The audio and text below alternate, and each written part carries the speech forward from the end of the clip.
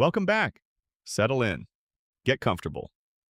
Pull that blanket a little tighter, set your drink down somewhere it won't tip over, and just breathe for a second. We're going somewhere tonight. Somewhere deep in the forests of Oregon where the trees are too tall and the shadows move a little wrong, and the tourist trap at the edge of town has a vending machine that opens onto something that shouldn't exist.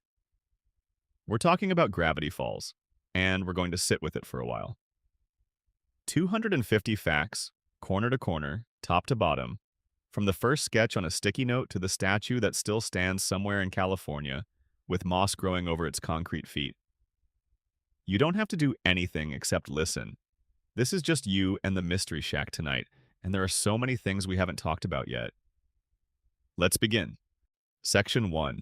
The Origin Story. How a Man Built a Town. Out of Memories, Fact 1. The story of Gravity Falls didn't begin in a writer's room or a pitch meeting.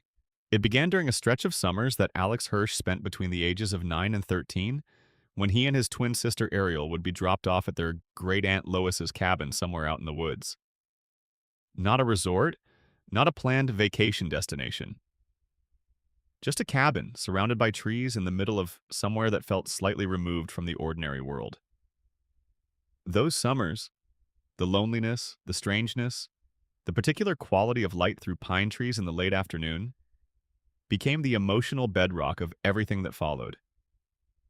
When you watch Dipper and Mabel staring out at the forest from their attic bedroom, you are watching a man remember being 9 years old and feeling the world get bigger and stranger than he'd expected. Fact 2. Alex Hirsch was born on June 18, 1985, in Piedmont, California. And the number 618 shows up repeatedly throughout Gravity Falls as a hidden reference to his birthday. You can find it on stamps, signs, documents, and scattered across background details in episode after episode.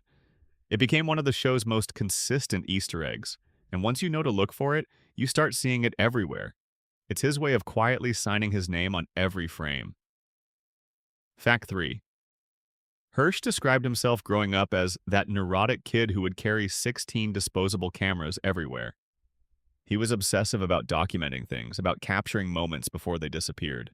And that anxiety, the fear that something important is slipping away, that the summer is always ending, runs underneath Gravity Falls like a current you can feel but never quite see. Fact 4. Before Gravity Falls existed in any formal sense, Hirsch was working as a writer and storyboard artist on Cartoon Network's The Marvelous Misadventures of Flapjack. It was there, in the unusual creative environment of that show, that he crossed paths with a fellow developing talent named Pendleton Ward, who would go on to create Adventure Time. Two of the most inventive and emotionally resonant animated series of their generation were born from the same small team of people working on a show about a boy and a whale. Fact 5. A Disney executive named Mike Moon happened to see one of Hirsch's student films from his time at the California Institute of the Arts, CalArts, which is basically the Hogwarts of American animation, and cold called him. Just picked up the phone. At the time, Hirsch was working at Cartoon Network and hadn't seriously considered making something for Disney. But Moon said the words that changed everything. Would you like to develop a show for the Disney Channel? Hirsch thought, with characteristic boldness, that Disney might just be the right place for his weird idea about Twin Peaks meeting The Simpsons in a small town in Oregon. Fact 6. The very earliest version of Gravity Falls was sketched out on sticky notes. Not a full series Bible, not a polished pitch deck, sticky notes. Sticky, a collection of ideas and characters and feelings arranged on scraps of paper. The whole mythology of a world compressed into something you could fit in your pocket. There's something almost unbearably right about that. This enormous, intricate, lovingly detailed show beginning as a series of small, disposable notes that could have blown away in a breeze. Fact 7. As part of the deal Hirsch made with Disney to develop Gravity Falls, he first had to help them develop another show. That show was Fish Hooks, a Disney Channel series about anthropomorphic fish in a high school setting. Hirsch co-developed the pilot and even voiced a recurring character named Clemantha. It's a strange footnote. One of the most beloved animated series in modern children's television was born, in part, because its creator first helped produce a show about fish going to school. Fact 8. After the sticky note stage, a low-budget pilot episode was produced during the summer of 2010 by a Toronto-based animation studio called House of Cool. This is an unaired version of what would become the first episode, Tourist Trapped, with noticeably different character designs and slightly different scenes. Years later, during the real-world Cipher hunt in 2016, the username and password needed to access a viewing of this pilot became one of the prize elements hidden in the treasure chest. Fans who had completed an international scavenger hunt could watch a piece of television history that the general public had never seen. Fact 9. Gravity Falls was officially greenlit for full production in December 2010.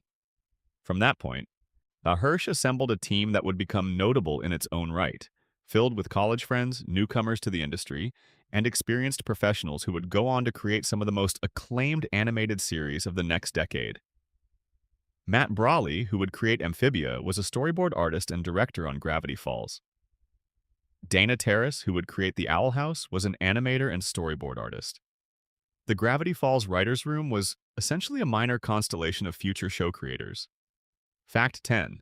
The show's production offices were located at Disney Television Animation in Glendale, California. Each episode took approximately 6 months to complete from script to final animation. This is why the show aired on such an irregular schedule. Disney XD made a deliberate choice not to stockpile episodes, but to broadcast each one as it was finished and make an event out of every new release. It was an unusual approach for a children's animated series, and it contributed enormously to the sense that each episode mattered, that it deserved attention, that something was always on the line. Fact 11.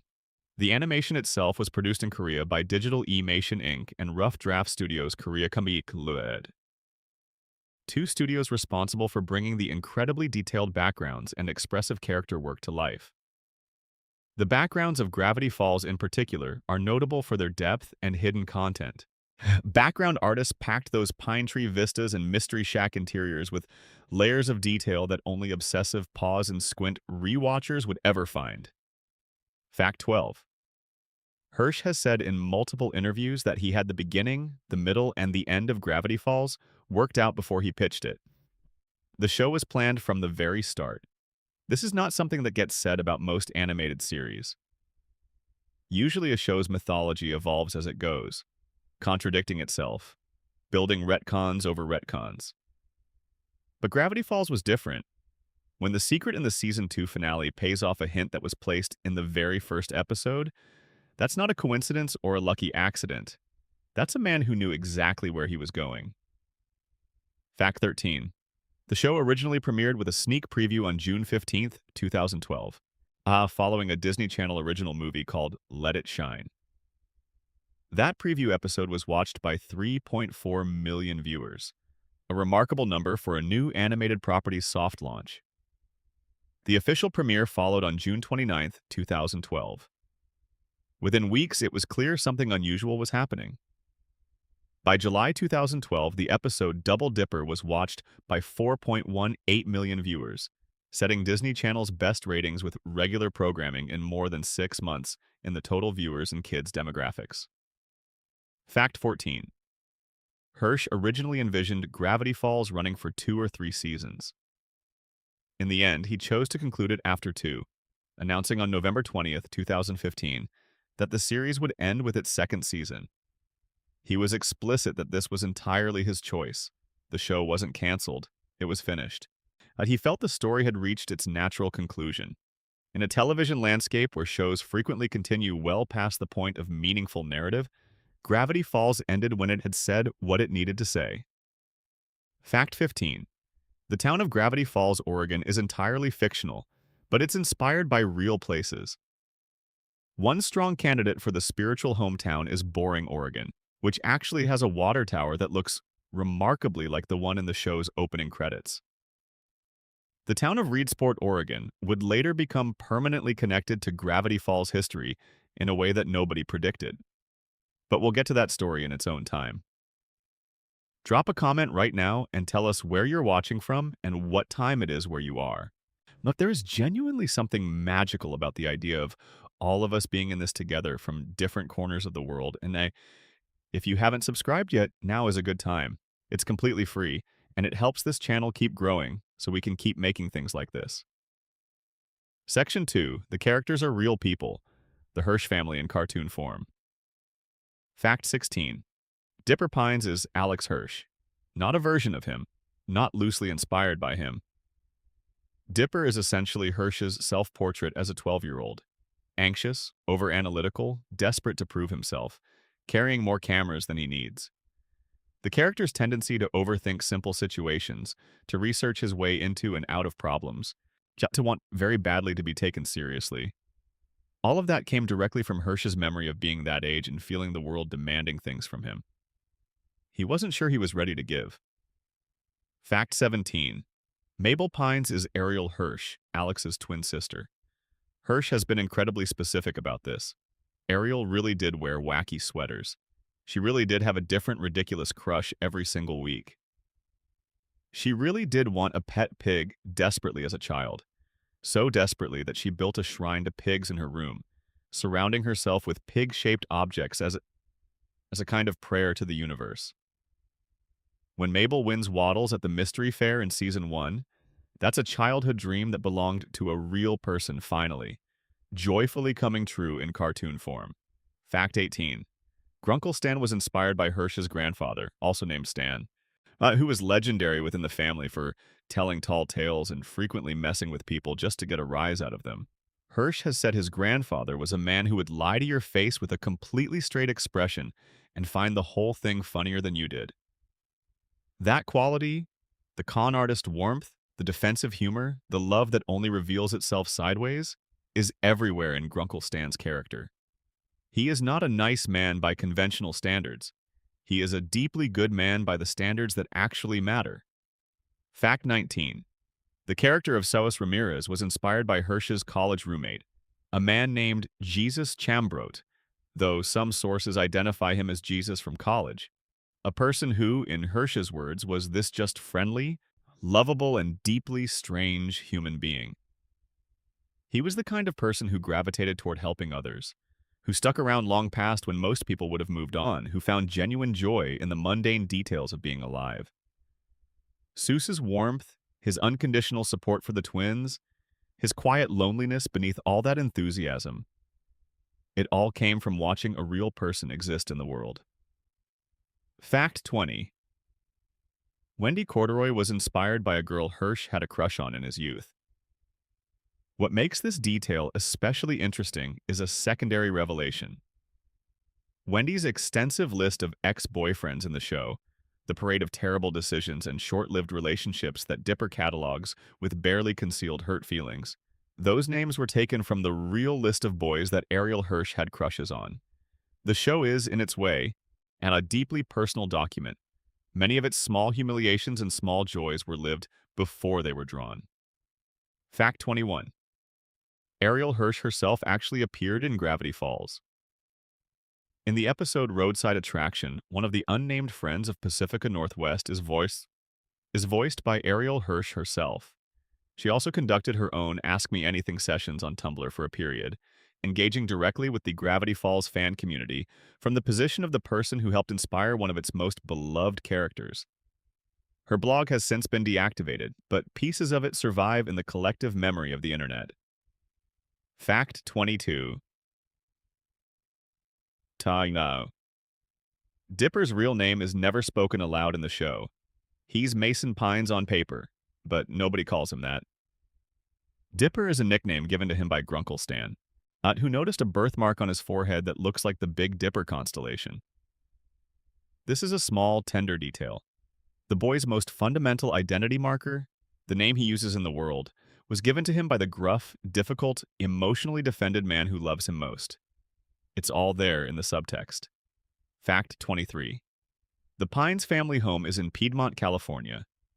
This is also the real city where Alex Hirsch grew up, the same city where, as a junior in high school, he won his school's annual bird calling contest in 2002, and improbably appeared on The Late Show with David Letterman. This is not a famous fact about Hirsch.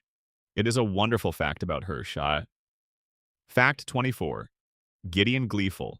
The child's psychic antagonist of Season 1 with his elaborate pompadour and his terrifying ambition is voiced by Thorup Van Orman, a fellow animator who created the Cartoon Network series Flapjack, the same series where Hirsch had worked, the same series where Hirsch first met Pendleton Ward.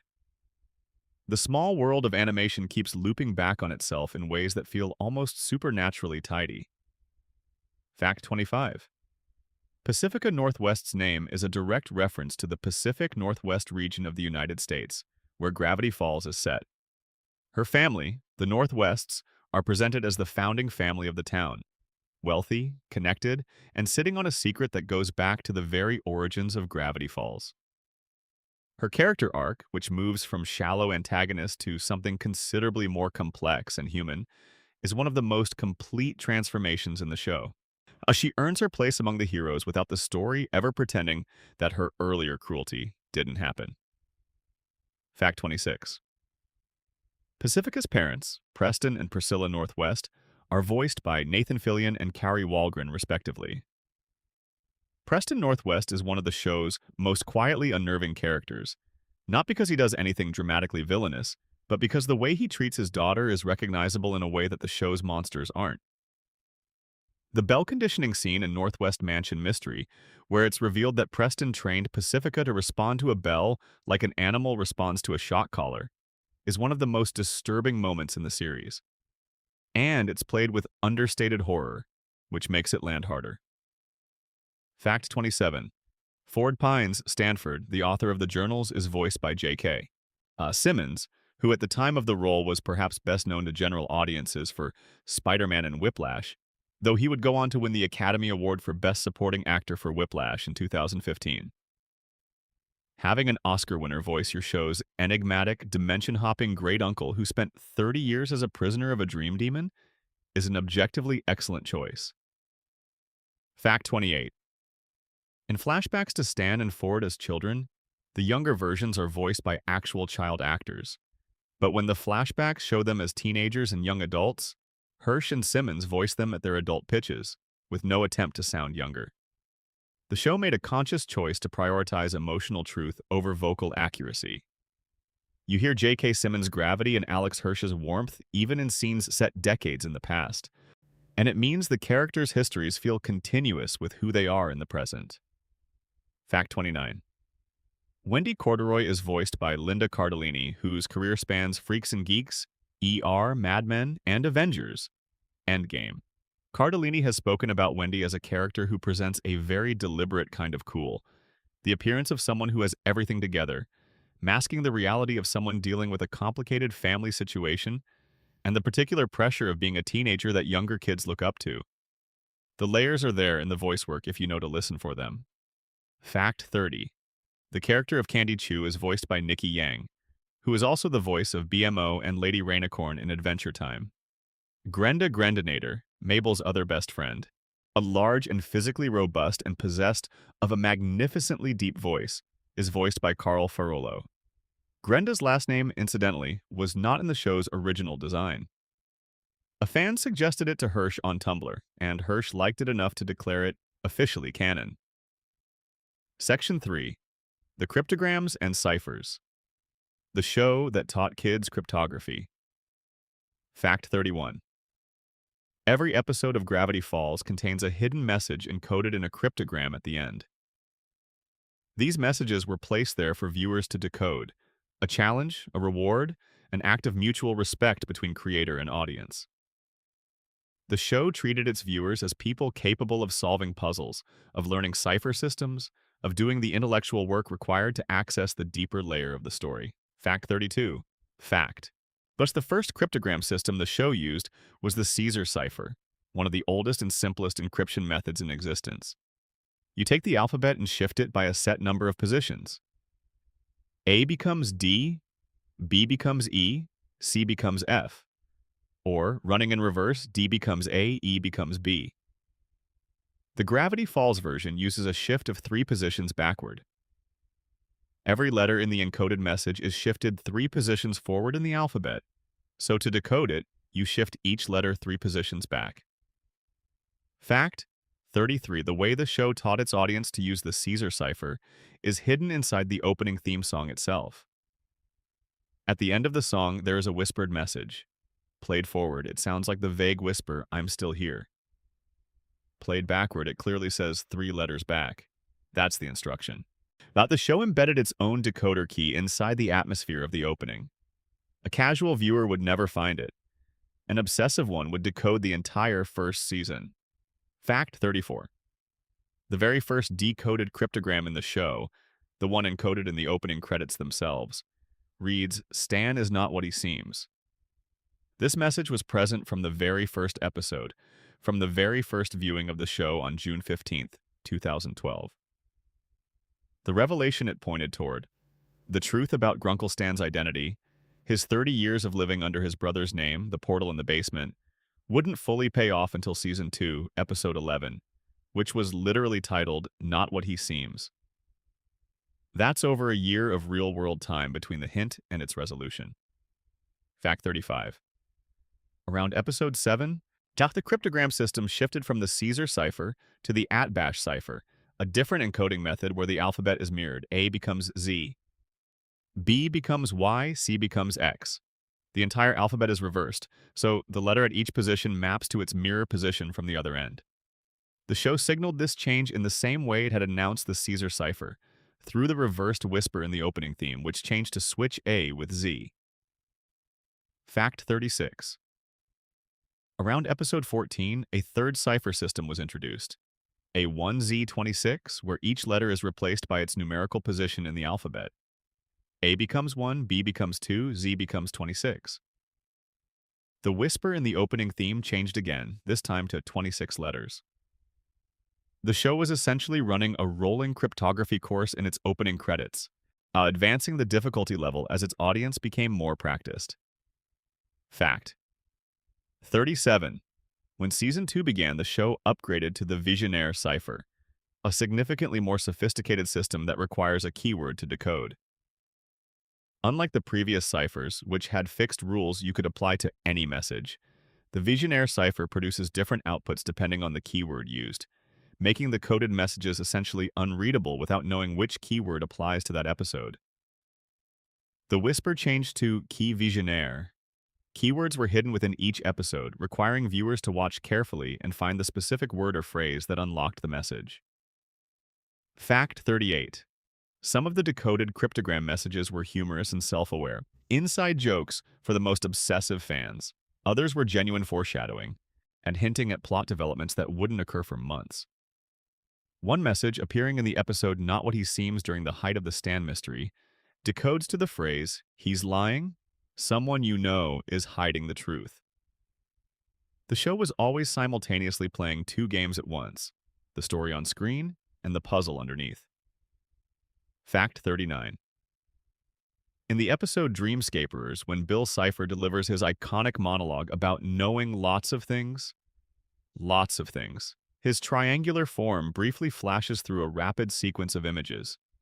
If you pause the playback at the right frames, you can see, in order, John F. Kennedy, blurry UFOs, Mayan scriptures, one of the journals, the moon landing, pages from the journal, a skull with a cigarette, Stonehenge, the pyramids, Grunkle Stan approaching his secret vending machine, the Sasquatch from the opening credits, more journal pages, crop circles, and a number of other images. It's a freeze-frame gallery of paranoid Americana and Gravity Falls mythology compressed into a few seconds of screen time. Fact 40. The episode Boys Crazy contains one of the show's most clever, real-world adjacent cryptography jokes. Dipper becomes suspicious that the boy band several times has been using a subliminal audio track to manipulate Wendy's feelings. And he's right. When the song is reversed, a hidden message is revealed, commanding the listener to do what Robbie says. The joke is a parody of the real-world moral panic over backmasking in music that peaked in the 1980s. But it's also just a very good cryptography gag. Fact 41. The backwards audio throughout the series repays careful attention in general.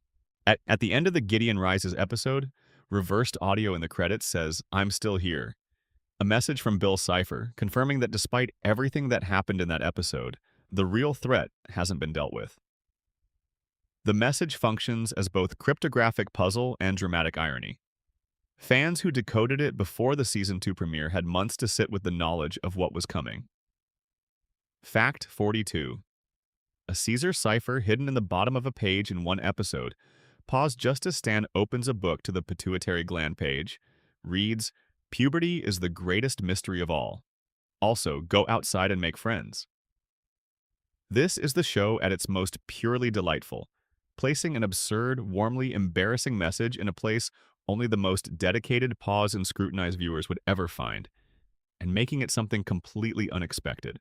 That a coded message about puberty, buried in an episode about body horror, readable only by kids with the patience to decode it. The show was always doing this. Fact 43. The Society website fan resource called The Mystery of Gravity Falls, run by a fan named Michael, embedded its own layer of cipher puzzles into the website's source code. Visiting the site and using the Konami code, up, up, down, down, left, right, BA, enter, produced a pop-up reading, "The Royal Order of the Holy Mackerel congratulates you for coming this far. Now, get lost." The site also contained coordinates 44.793531 minus 121.556397. Those coordinates mark a real location in Oregon. Fact 44. In the Weirdmageddon episodes, the opening theme's cryptogram component is replaced entirely. The closing message, visible as Weirdmageddon begins to unfold, encodes to something genuinely unsettling given what's happening on screen.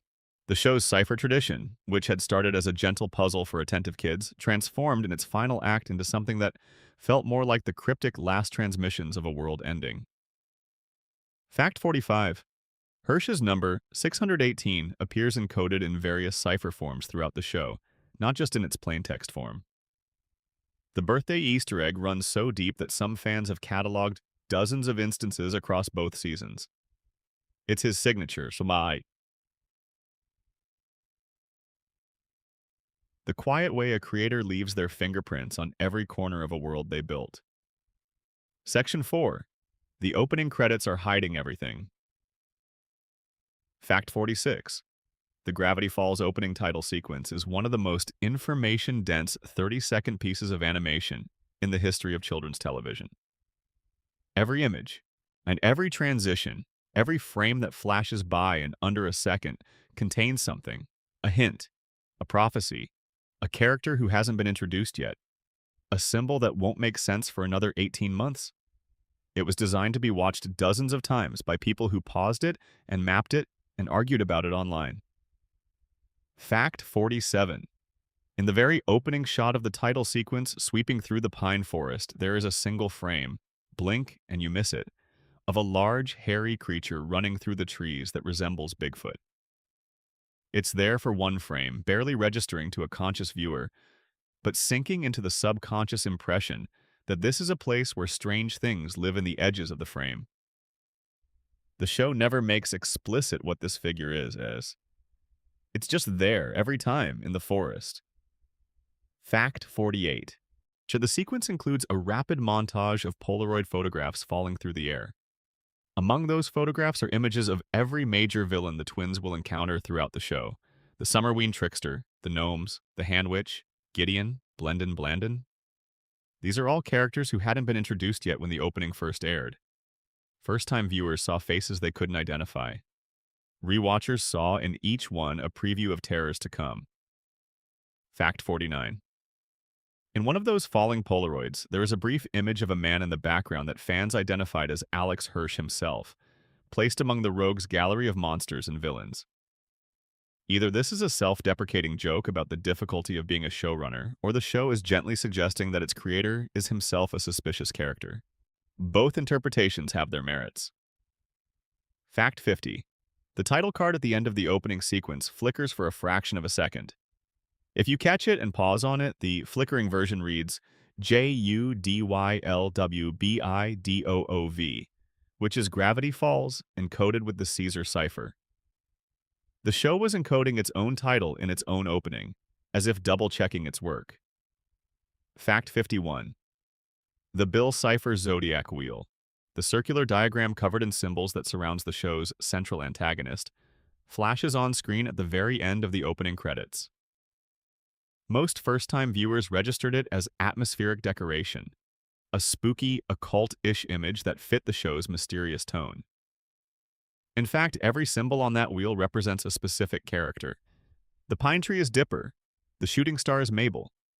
The question mark is Seuss. The ice bag corresponds to Wendy. The crescent moon corresponds to Grunkle Stan. The six-fingered hand corresponds to Ford. The glasses correspond to McGucket. The llama corresponds to Pacifica. The heart corresponds to someone. The pentagram corresponds to Gideon. Fact 52. The zodiac wheel doesn't become narratively central until the series finale, when it's revealed to represent a prophecy about how to defeat Bill Cipher. Ford explains that the symbols were passed down from the native people of Gravity Falls, and that when each person corresponding to a symbol stands in a drawn version of the zodiac and holds hands, they collectively possess enough power to defeat Bill. The wheel has been sitting there in the opening credits since episode 1, surrounded by characters who, in several cases, hadn't even appeared in the show yet. The ending was baked into the opening. Fact 53. Starting with the episode A Tale of Two Stands, the full title sequence makes a quiet but significant change. One of the images in the falling Polaroid montage, previously a pterodactyl, is replaced with an image of Ford Pines holding Journal 1. This is the show updating its own mythology in real time. Once Ford has been revealed to exist, the opening credits acknowledge him. He wasn't invisible before. He just wasn't named. Fact 54.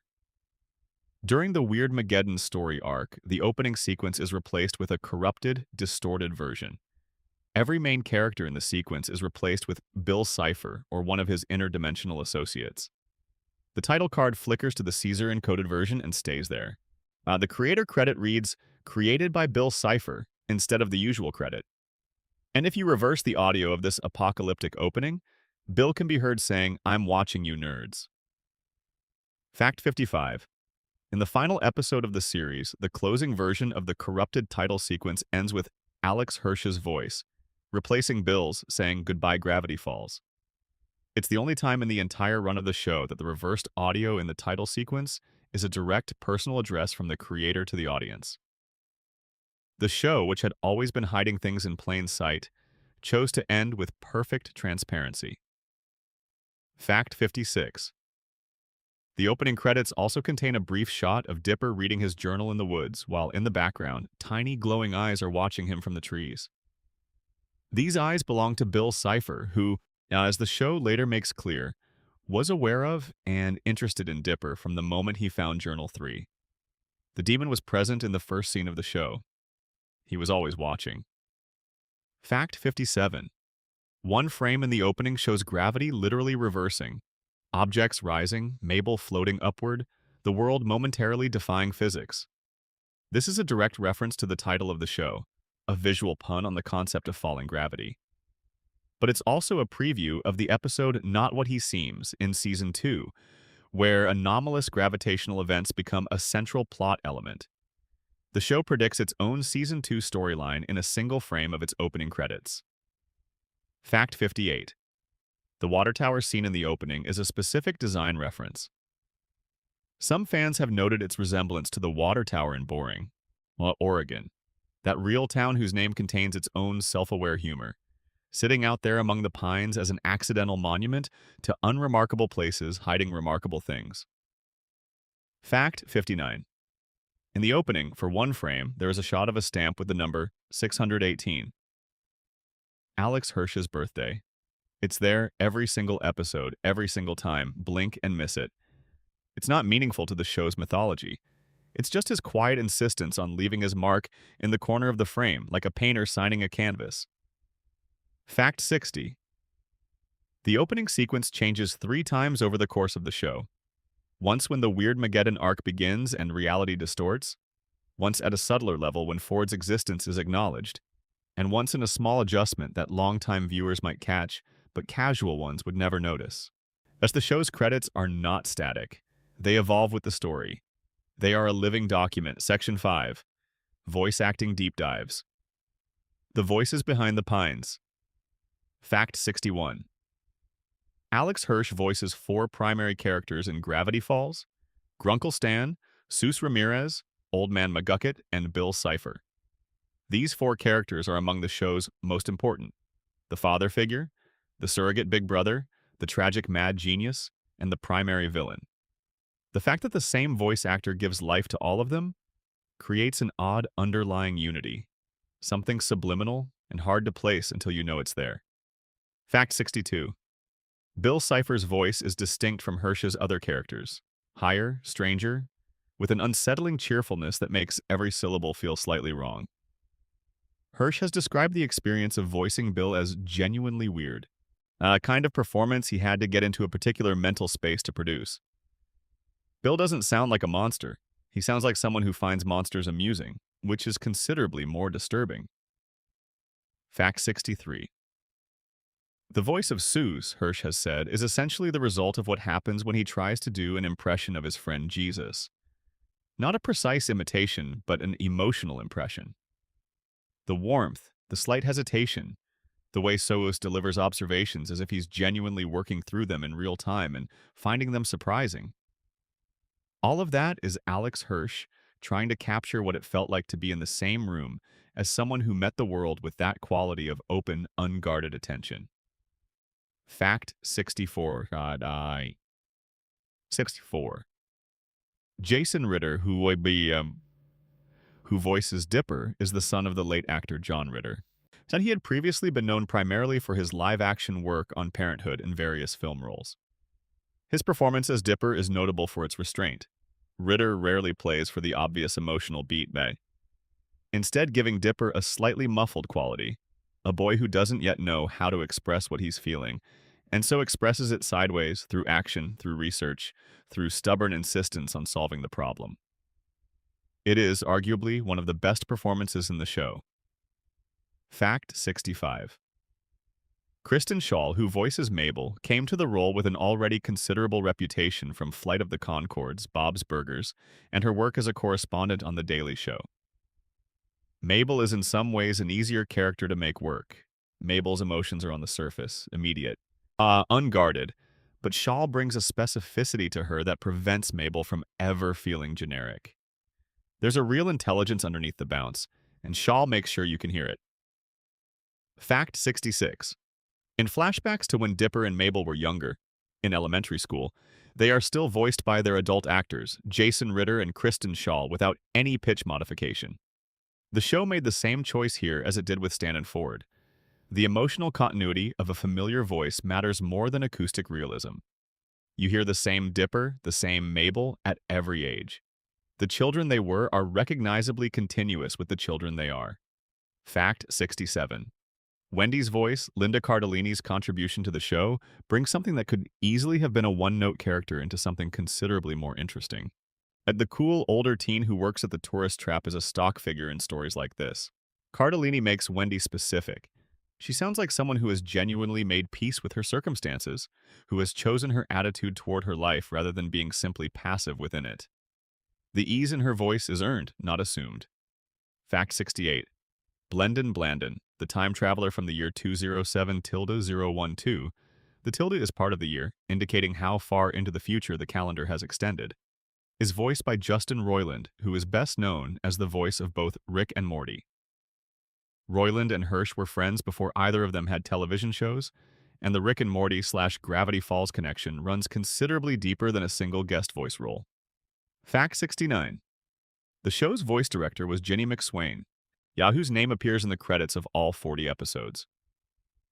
The voice directing process on Gravity Falls was reportedly unusually collaborative. The actors were encouraged to find their own relationship with their characters rather than simply executing a predetermined performance, and Hirsch was actively present and engaged during recording sessions. The warmth in the performances, the sense that these people genuinely like each other, reflects a production culture that made space for that warmth to develop. Fact 70. In the episode Seuss and the Real Girl, two background characters named Micah Amundsen and Nicholas Eisler voice animated versions of themselves. Their appearances were made possible through the Make-A-Wish Foundation, which granted both children a wish to appear in Gravity Falls. Their characters are visible in the Hoo Ha Owl's Pizza Matronic Jamboree environment during the episode. It's a quiet, generous detail that most viewers would never know unless someone told them. Fact 71. Lil Gideon is voiced by Thurup Van Orman, who created the Cartoon Network series Flapjack, the same series where Hirsch had worked. There was apparently some tension with Disney surrounding this casting, connected to the competitive relationship between networks, but Hirsch fought to keep Van Orman in the role. Gideon's voice, that peculiar Southern Gothic sweetness wrapped around something unsettling and calculating, is one of the show's most distinctive audio achievements, and it wouldn't work without the specific quality Van Orman brought to it. Fact 72. Fact. He gompers the goat. The Mystery Shack's resident goat who wanders in and out of scenes with an air of absolute indifference to the supernatural events occurring around him is voiced by D. Bradley Baker, one of the most prolific voice actors working in animation. Baker has given voice to hundreds of animal and creature characters across his career. Gompers is perhaps the most unimposing role he's ever played, and it's perfect. Fact 73. Matt Chapman, one of the show's writers and known to certain corners of the internet as one half of the Homestar Runner duo, voices several minor characters in Gravity Falls. Most notably, he voices Sos's abuelita, the beloved grandmother who represents the warmth and familial love that anchors Sus to something real and true, even when the weirdness of Gravity Falls pulls at everything else. Fact 74. Kevin Michael Richardson, who voices Sheriff Blubbs, has one of the most immediately recognizable deep voices in animation. He brings a quality to Blubbs that makes the character funnier than he would be with any other voice. The gap between Blubbs' imposing physical presence and his complete uselessness as a law enforcement officer is something Richardson plays perfectly. The warmth he and Brad Abrell's deputy Derland build together over the course of the series quietly tells its own story. Fact 75. The voice director Ginny McSwain cast several actors who appear in relatively small roles but bring enormous craft to them. John DiMaggio, who is best known as the voice of Bender on Futurama, voices manly Dan Corduroy, Wendy's father. Nathan Fillion voices Preston Northwest. The show's commitment to casting performers who would bring full investment to even minor parts reflects a respect for the world it was building and the people who lived in it.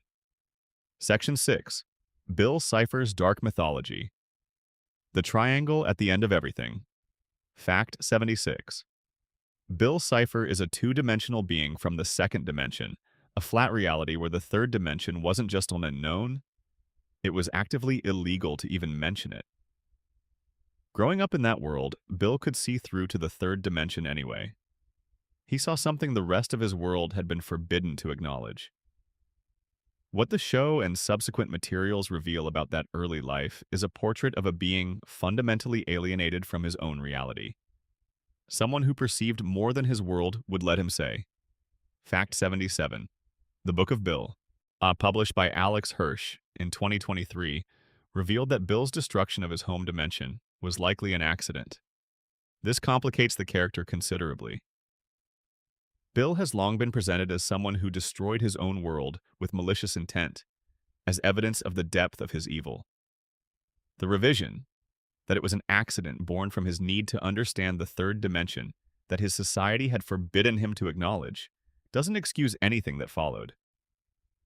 But it changes the shape of the thing. Fact 78. Bill's design was inspired by the Eye of Providence, the all-seeing eye inside a triangle that appears on the back of the United States $1 bill.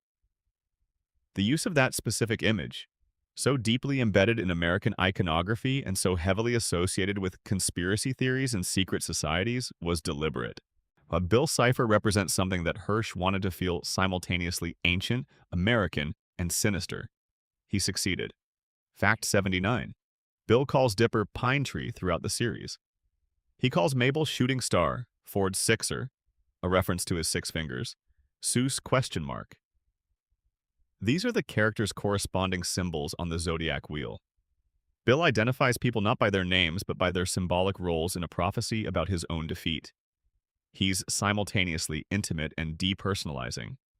He knows everything about these people, but he reduces them to symbols. Fact 80.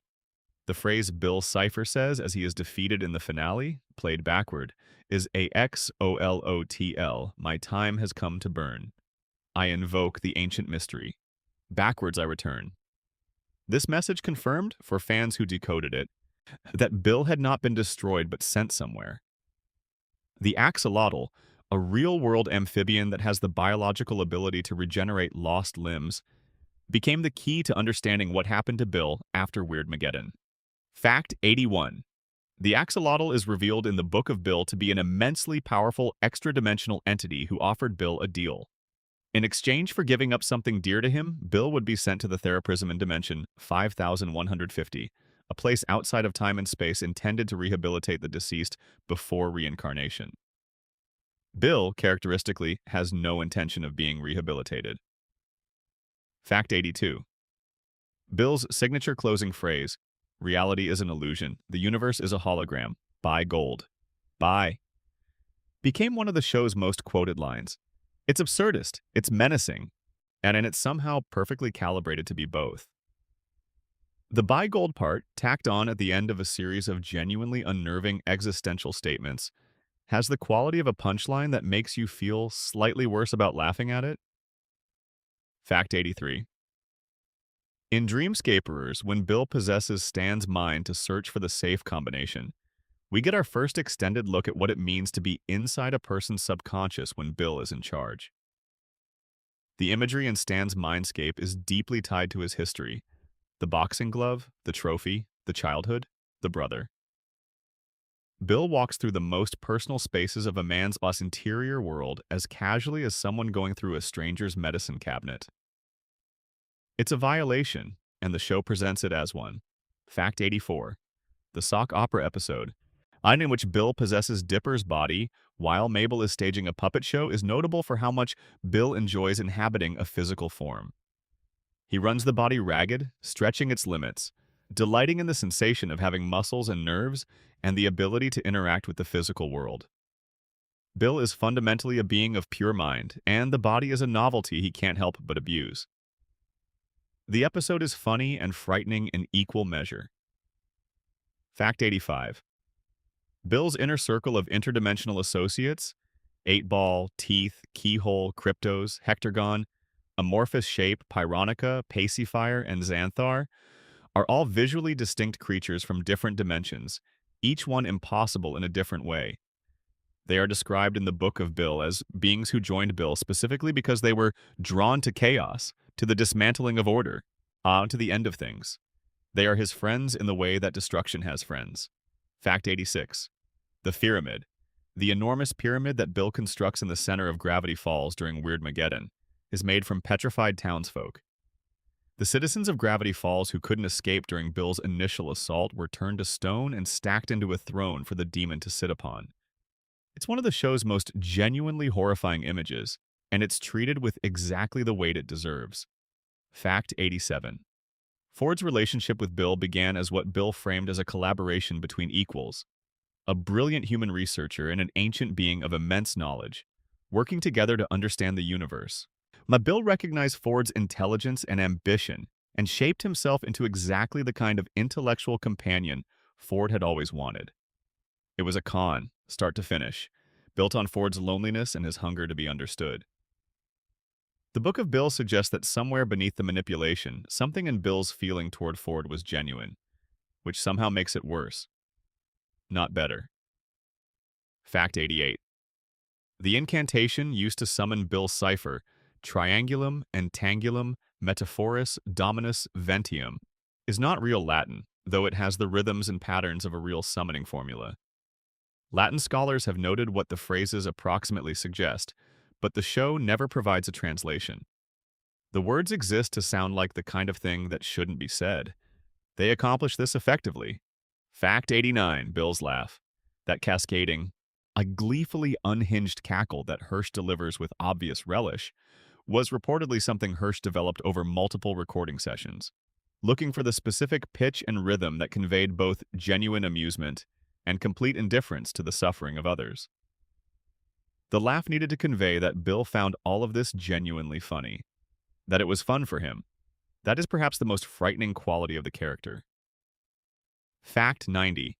When Bill took over the alternate opening credits during Weirdmageddon Part 1, he replaced the creator credit with Created by Bill Cipher. Played backwards, Bill says, "I'm watching you nerds." This is, depending on how you look at it, either a fourth wall break so extreme it loops back around to charming, or confirmation that Bill is aware of the frame, aware of the camera, aware of the audience, and he always was. He's watching everyone who watches him. Section 7. The Journals and Ford's Legacy. 3 books and 30 years fact. 91. Stanford Pines wrote 3 journals over the course of his research in Gravity Falls, numbered 1 through 3. Journal 1 documented his early discoveries. Journal 2 went deeper into the town's supernatural history and into Ford's growing relationship with Bill Cipher.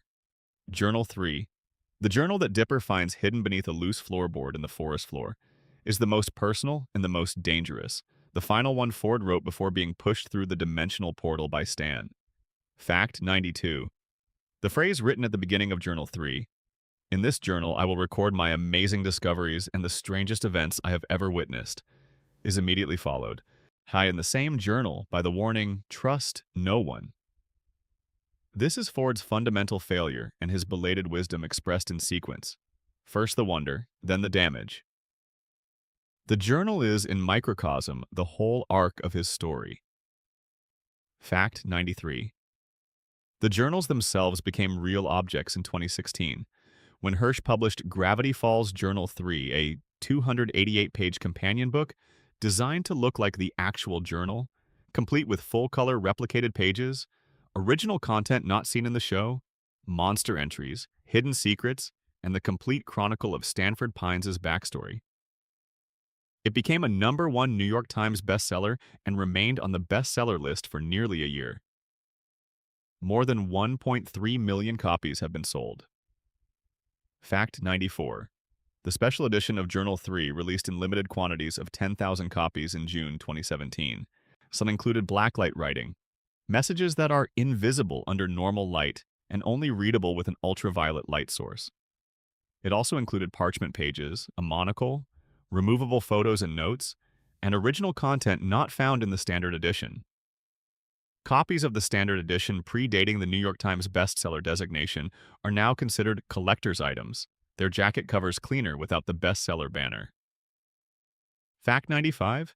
Journal 3 contains a section written apparently by Ford in which he discusses Bill Cipher enthusiastically, noting what a great guy Bill seems to be, how helpful he's been, how much Ford is learning from their collaboration. This section is then crossed out, presumably after Ford discovered Bill's true nature. But a blacklight page in the special edition reveals something more, an entire secret section written by Bill while he was possessing Ford in his sleep. The journal itself contains a violation, hidden in invisible ink. Fact 96. Stanford Pines has 6 fingers on each hand. This unusual trait, polydactyly, the condition of having extra digits, runs in the Pines family specifically on Ford's side.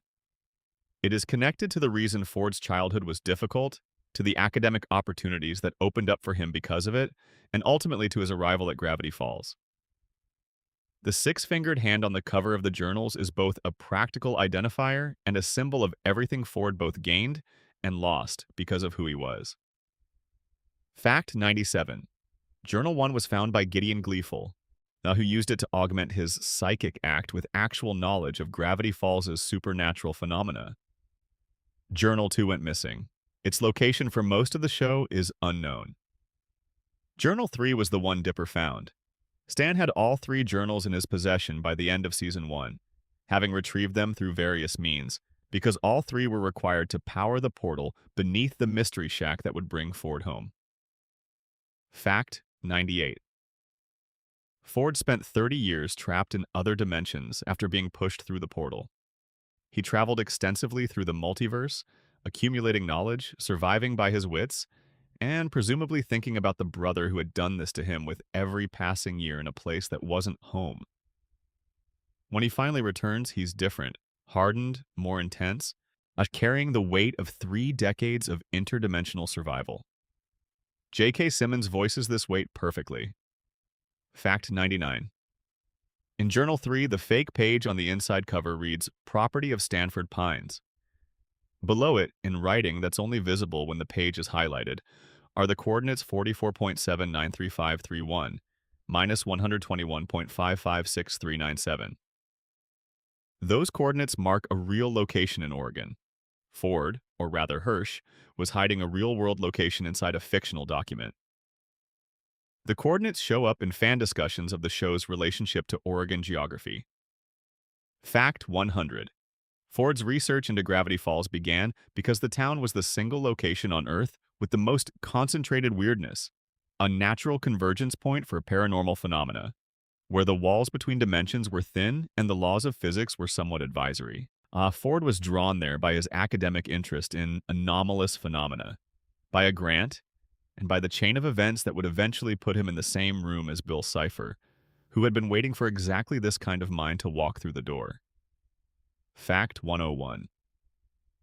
The bunker where Ford lived and worked for most of his time in Gravity Falls is a massive underground facility equipped with laboratory equipment, cryogenic storage, and the shapeshifter, a creature Ford initially kept as a research subject but grew attached to, naming it Shifty, before being forced to freeze it when the situation deteriorated.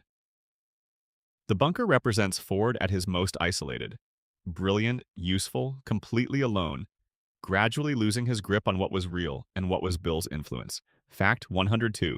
In Ford's memory of the night Stan pushed him through the portal, but the fight between the brothers is painful to watch because both of them are clearly in the wrong, and both of them are clearly being driven by pain that precedes this moment by decades. Stan's jealousy and resentment, Ford's arrogance and dismissal, everything that separated them as children has grown into something large enough to cost them 30 years. The show refuses to assign clean blame. It just shows you what bitterness does to people over time. Fact 103. Ford built a Bill-proof suit at some point during his research, a device or garment designed to shield his mind from Bill's ability to access and read it. The suit was apparently insufficient because Bill still managed to manipulate Ford extensively. But the fact that Ford tried, that he recognized the danger and attempted to engineer his way out of it, is consistent with who Ford is. A man who believes the right invention can solve any problem, including problems that are fundamentally human in nature. Fact 104. The anagram. Weirdmageddon is contained within the letters of I Grow Maddened. Ford discovered this anagram in his notes at some point during his research and correctly recognized it as a warning, a foreshadowing of what Bill intended. He considered destroying his journals to prevent the information from being misused. He didn't. You know what happened next. Fact 105. Gravity Falls. Lost Legends, the official graphic novel published in July 2018, revealed that Priscilla Northwest, Pacifica's mother, was won by Preston Northwest in a yachting competition. She is, in other words, a trophy wife in the most literal sense the phrase has ever been applied. The show's universe, high outside the television episodes themselves, is full of this kind of darkly comic detail. The books contain horrors that the episodes only imply. Section 8. Stan and Ford. A story about brothers in 30 Years. Fact 106. Stanley Pines Kamamo, Grunkle Stan, has been living under his brother's name for 30 years. When Ford fell through the portal, Stan assumed his identity in order to continue the research needed to bring Ford back. For 3 decades, he ran a tourist trap in a town in Oregon, telling the world that Stanley Pines was dead, maintaining a lie so large and so sustained that it had become, in some ways, more real than the truth. The episode Not What He Seems is about what happens when the lie finally runs out of room. Fact 107. Stan and Ford grew up in New Jersey. Their father was a demanding, status-conscious man who put enormous pressure on both of them to succeed in different ways. The bond between the twin brothers was initially close.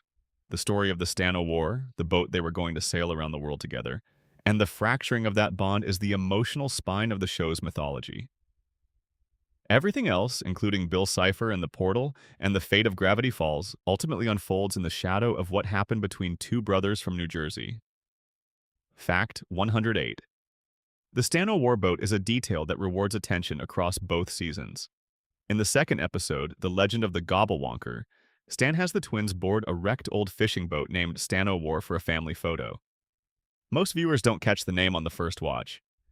Then in Season 2, Tale of Two Stans reveals that Stan and Ford, as young men, repaired an abandoned boat and named it Stan o' War, intending to sail the world together. The same name on a ruined boat decades later. The show lets you feel the weight of that without ever underlining it. Fact 109.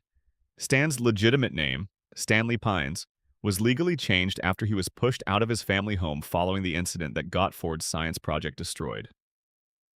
Stanley, in the show's backstory, was always the less academically gifted twin, the one whose charm and hustle couldn't compensate for the credential economy that rewarded Ford. When he became Stanford, he didn't become his brother. He just became someone who could do his brother's work without the stigma of being Stanley. Fact 110. The memory that Stan sacrifices in the finale to defeat Bill, the entirety of his past, in everything he has experienced and remembered, every version of himself he has ever been, is gone in an instant. He doesn't remember Dipper. He doesn't remember Mabel. He doesn't remember Ford. He doesn't remember what the summer was. The man who emerges from that sacrifice is Stan Pines without Stan's history, and the episode gives that devastation exactly as much weight as it deserves before showing you what brings him back. Fact 111. What brings Stan's memory back is Mabel's scrapbook. The scrapbook she has been making all summer, filled with photographs and drawings and mementos and the documented evidence of everything they experienced together, is placed in front of the man who no longer knows who she is. And he remembers. The love that existed in those pages exceeds the damage. The scrapbook is the show's thesis statement. Stories matter, memory matters, the things we document become a form of love that can outlast even the most catastrophic forgetting. Fact 112. Ford's treatment of McGucket, asking him to help build the portal, exposing him to things that broke his mind, and then not being there when the damage became irreversible, is presented in the show as a genuine failure. Ford is not a villain, but he is someone who valued intelligence over people, who prioritized the work over the human cost of the work, and whose isolation made him less capable of seeing what he was doing to the people around him. The show does not excuse this. It just explains it. Fact 113. Stan's relationship with his father is touched on in Tale of Two Stans with understated economy. The father, their father, made Stanley feel, out from an early age, that he was the lesser twin, the mistake, the one who hadn't justified his existence through academic achievement. This wound is the source of Stan's entire psychology, the con artistry, the need to be the most powerful person in any room, the profound difficulty he has with genuine vulnerability. He is, in every way that matters, still performing for a father who never applauded. Fact 114. The name Grunkle, a portmanteau of great uncle, was invented for the show. It has since entered the vocabulary of a significant portion of American children who watched Gravity Falls, who use it with the same casual authority they use words that actually appear in the dictionary. A show invented a word. The word stuck. That's a minor cultural miracle. Fact 115. Stan's favorite television show within the show is something called Cash Wheel. He watches it with the same intensity other people bring to sports, treating the game show as a kind of sacred ritual. It's a small character detail, the con artist who runs a tourist trap spending his evenings watching a game show about money, that says something about Stan that the show never needs to articulate. Fact 116. In the series finale, Stan and Ford set sail together on the Stan o' War II, the boat that was always supposed to carry them around the world, finally doing what it was meant to do. 30 years late. With everything that happened between the planning and the sailing, the show gives them the ending they were always supposed to have, and it has the grace not to make a big deal out of it. It just shows you the boat on the water, and lets you feel what you feel. Fact 117. The symbol on Grunkle Stan's fez changed partway through the first season's broadcast. The original symbol was a crescent shape that resembled the Islamic crescent, and Disney changed it to a fish-like symbol after sensitivity concerns were raised. The new symbol represents Stan's membership in the Royal Order of the Holy Mackerel, an absurdist fraternal organization whose name is a mild oath and whose membership apparently includes at least Stan Pines. When Gravity Falls appeared on Disney Plus, some early episodes had the crescent symbol removed entirely, leaving a symbolless fez. Hirsch publicly drew attention to this. The symbol was eventually restored. Fact 118. Stan has a tattoo on his back, a glowing red symbol that becomes significant in relation to the portal. In early episodes, it appears in the background of a scene with such casualness that viewers barely register it. By the time the portal's significance becomes clear, the tattoo has been sitting in your subconscious for episodes, waiting for you to understand what you were looking at. Fact 119. The episode Not What He Seems, which aired on March 9, 2015, was watched by 1.91 million viewers and became the highest-rated telecast in Disney XD's history at that time. The series finale would later break that record with 2.47 million viewers. For a show on a cable channel aimed at children, these are remarkable numbers. More remarkably, the audience that drove those numbers wasn't just children. Fact 120. Ford's six-fingered gloves are significant enough that the show treats them as a character detail in their own right. When Ford's identity is hidden, as the gloves hide the evidence, when he reveals himself fully, the gloves come off. It's a small piece of visual storytelling that the show trusts its audience to track. Section 9. The side characters that stole the show. Fact 121. Old Man McGucket, born Fiddleford Hadron McGucket, was once one of the most brilliant inventors in the country. His middle name Hadron is a reference to subatomic physics, the kind of joke that rewards the specific audience member who both knows what a hadron is and is watching a children's cartoon about a deranged hillbilly who lives in a junkyard. Both things can coexist. Gravity Falls demonstrated this repeatedly. Fact 122. McGucket founded the Blind Eye Society not to harm people but to help them. Thus, the Society's original purpose was to use the memory-erasing technology McGucket had built to help the citizens of Gravity Falls who had seen things they couldn't process. Supernatural events, traumatic encounters with creatures that the rational mind rejects. He wanted to give people peace. What he created instead was an organization that could be corrupted and that eventually became more about protecting its own secrets than serving the people it was supposed to help. Fact 123. McGucket erased his own memories so many times that he developed a kind of insanity immunity. The same memory gun that would wipe the consciousness of a normal person has no further effect on McGucket because there are simply no new memories of sufficient depth to reach. He went so far into the damage that he came out the other side. This is simultaneously the darkest and the strangest thing about him. Fact 124. After regaining his sanity following the events of Society of the Blind Eye, McGucket patents all of his inventions and becomes a millionaire. He then buys the Northwest Mansion, the enormous estate belonging to the family that represented everything high and untouchable in Gravity Falls, and renames it McGucket's Hootenanny Hut. The most scorned person in town ends up owning the most prestigious address. The show lets this land without comment. Fact 125. Sheriff Blubbs and Deputy Durland, Gravity Falls' comically ineffective law enforcement, develop a friendship over the course of the series that the show always coded as something more.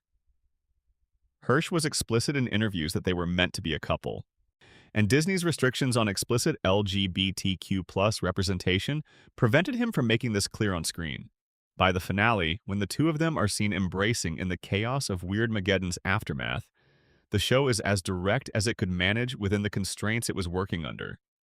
Alex Hirsch later confirmed them as a couple in explicit terms. Fact 126. Little Gideon's full name is Gideon Charles Gleeful. He is, in Season 1, genuinely threatening. A child prodigy who has combined real telekinetic power with the performance skills of a televangelist and the ambition of someone who has been told since birth that he was special and extraordinary.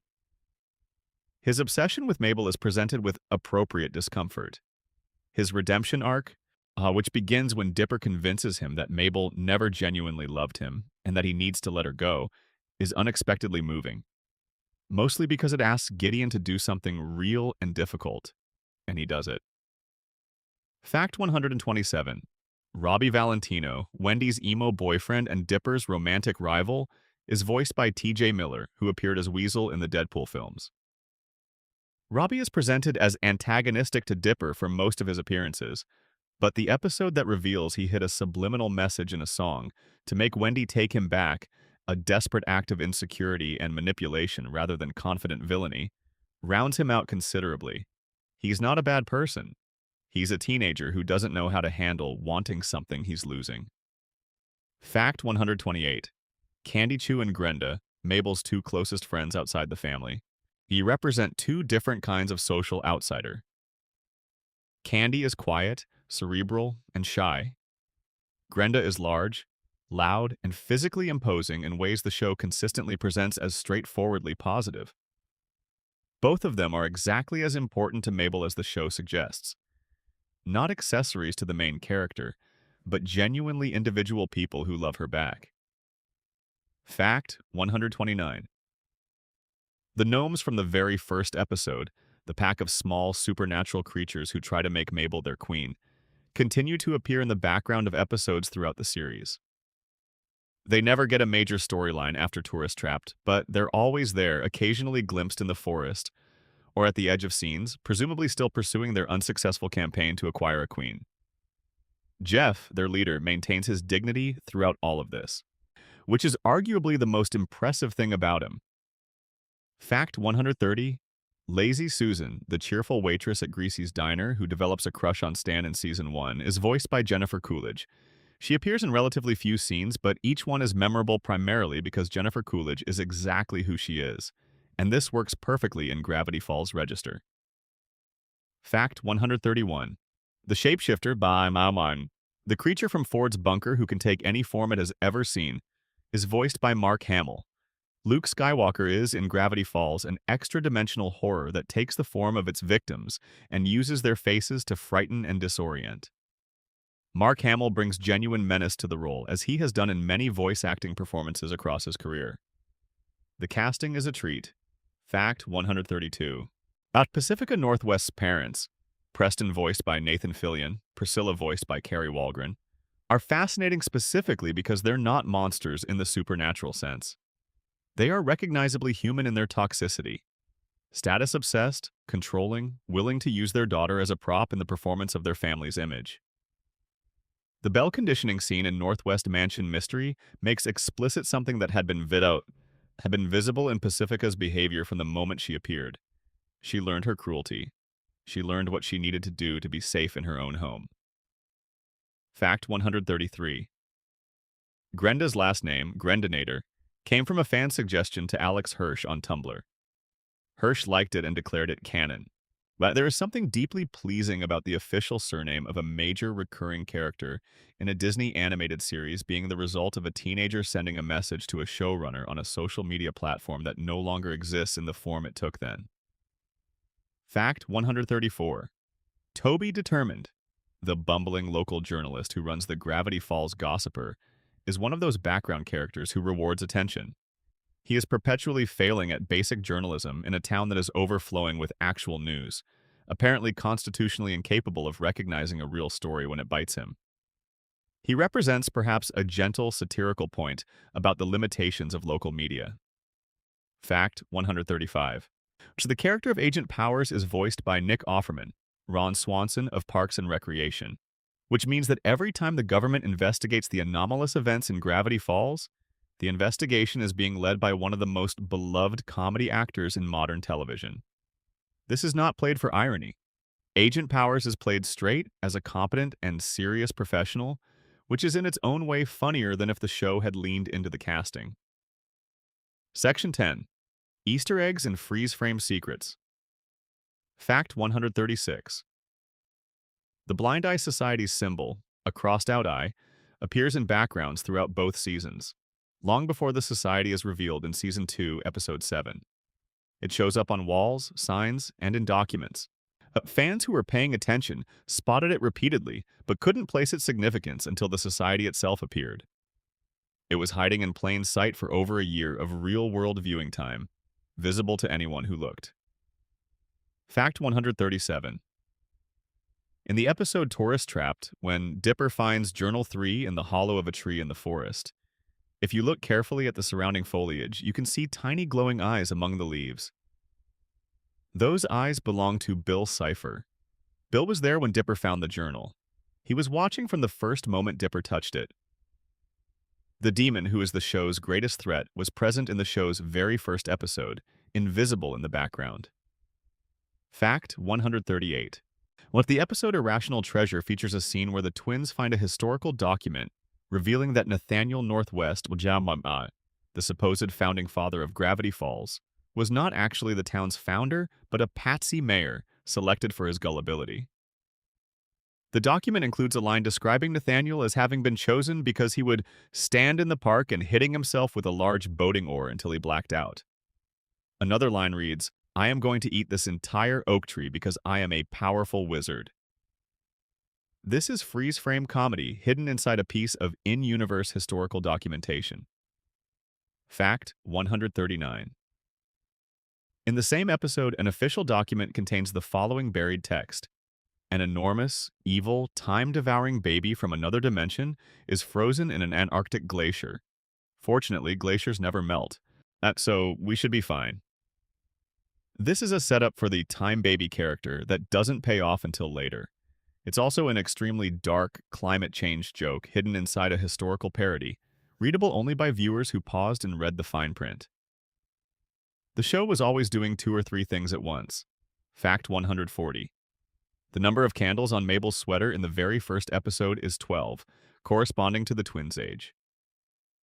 Mabel's sweaters throughout the series are not just a design quirk, but a subtle visual diary, with various sweater motifs foreshadowing or commenting on each episode's events. The sweater with a light bulb actually illuminates an underground space in Into the Bunker. The sweater with Scout's honor on the front and double-crossed fingers on the back is worn in an episode where Mabel lies to Stan. Fact 141. By Grunkle Stan's shoulder hair, the unsettling curlicue of hair on his bare shoulder, visible in episodes where he removes his jacket, was confirmed by Alex Hirsch to simply be gross old man hair. No mythological significance, no hidden message. Just a detail inserted to make Stan feel more specifically and unpleasantly real as a physical presence. Fact 142. The show contains a number of frames where Bill Cipher appears hidden in backgrounds before his formal introduction. His triangular shape and single eye can be found in shadows, wall patterns, and background decorations in several Season 1 episodes. The show was seeding the antagonist into the visual language of its world long before it was ready to acknowledge him as a character. Fact 143. In the episode Dreamscapers, among the flash of images Bill shows when demonstrating his knowledge, there is a frame showing Stan approaching his secret vending machine. This is Bill demonstrating to Dipper that he knows what Stan is hiding. He knows about the portal, the journals, the entire secret architecture of Stan's 30-year project. Dipper sees this image without understanding it. The audience sees it and, if they're paying attention, begins to understand the depth of the problem. Fact 144. The Gravity Falls Gossiper, the local newspaper that Toby determined runs, occasionally contains readable text and background shots that rewards zooming in. The newspaper has been used to plant information, jokes, and foreshadowing in episodes where it appears on a desk or table or is held by a character who isn't the focus of the scene. Fact 145. So in the episode Fight Fighters, Dipper and Robbie are confronted by Rumble McSkirmish, a fighting game character who has come to life. The arcade game Fight Fighters is a parody of Street Fighter, and the characters in it are designed as affectionate send-ups of fighting game tropes.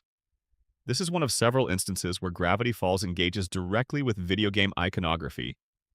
Giffany and Seuss and the Real Girl is another, drawn partly from visual traditions of anime-style video games. Fact 146. In A Tale of Two Stans, there is a photograph of a young Stan and Ford that appears briefly in a scene detailing their childhood.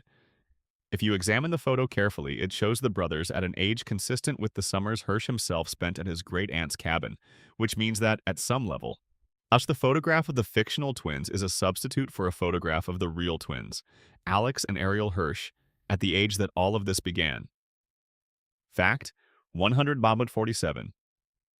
The Mystery Shack sign, visible in every exterior shot, has a broken letter throughout Season 1. The S in Shack is missing, so the sign reads Mystery Hack. This is never addressed in dialogue. It's just there as a persistent minor visual joke, suggesting that Grunkle Stan can never quite get his act entirely together. It disappears in certain shots and returns in others, apparently in accordance with whatever visual poetry the episode requires. Fact 148. In different countries, the Mystery Shack's sign has different names. The localization teams for various international broadcasts sometimes translated the tourist trap's name or replaced it with something culturally appropriate for their region. This means that depending on where in the world you grew up watching Gravity Falls, you might have a completely different primary text in your memory of what the shack was called. Fact 149. The Gravity Falls episode Carpet Diem, in which everyone keeps swapping bodies via an enchanted carpet, contains a moment where McGucket chases Soos, who is in Waddles' pig body, apparently intending to eat him. Even after everything returns to normal, McGucket still threatens to eat Soos. The show spent several seasons deploying McGucket as a background presence, delivering random absurdist moments, before revealing that his absurdism was the product of genuine psychological damage. Both things are true at once. Fact 150. The puzzle image that Alex Hirsch tweeted to begin the Cipher hunt in 2016 contained, among the cryptograms and visual clues, an image of a woman's face that several fans identified as belonging to a real person who had given permission for her property to be used. This meta layer of the puzzle, where the fictional clues contained references to real people who were part of the real-world treasure hunt, collapsed the boundary between the show's world and the actual world in a way that felt genuinely unprecedented. Section 11. The music of Gravity Falls, Fact 151.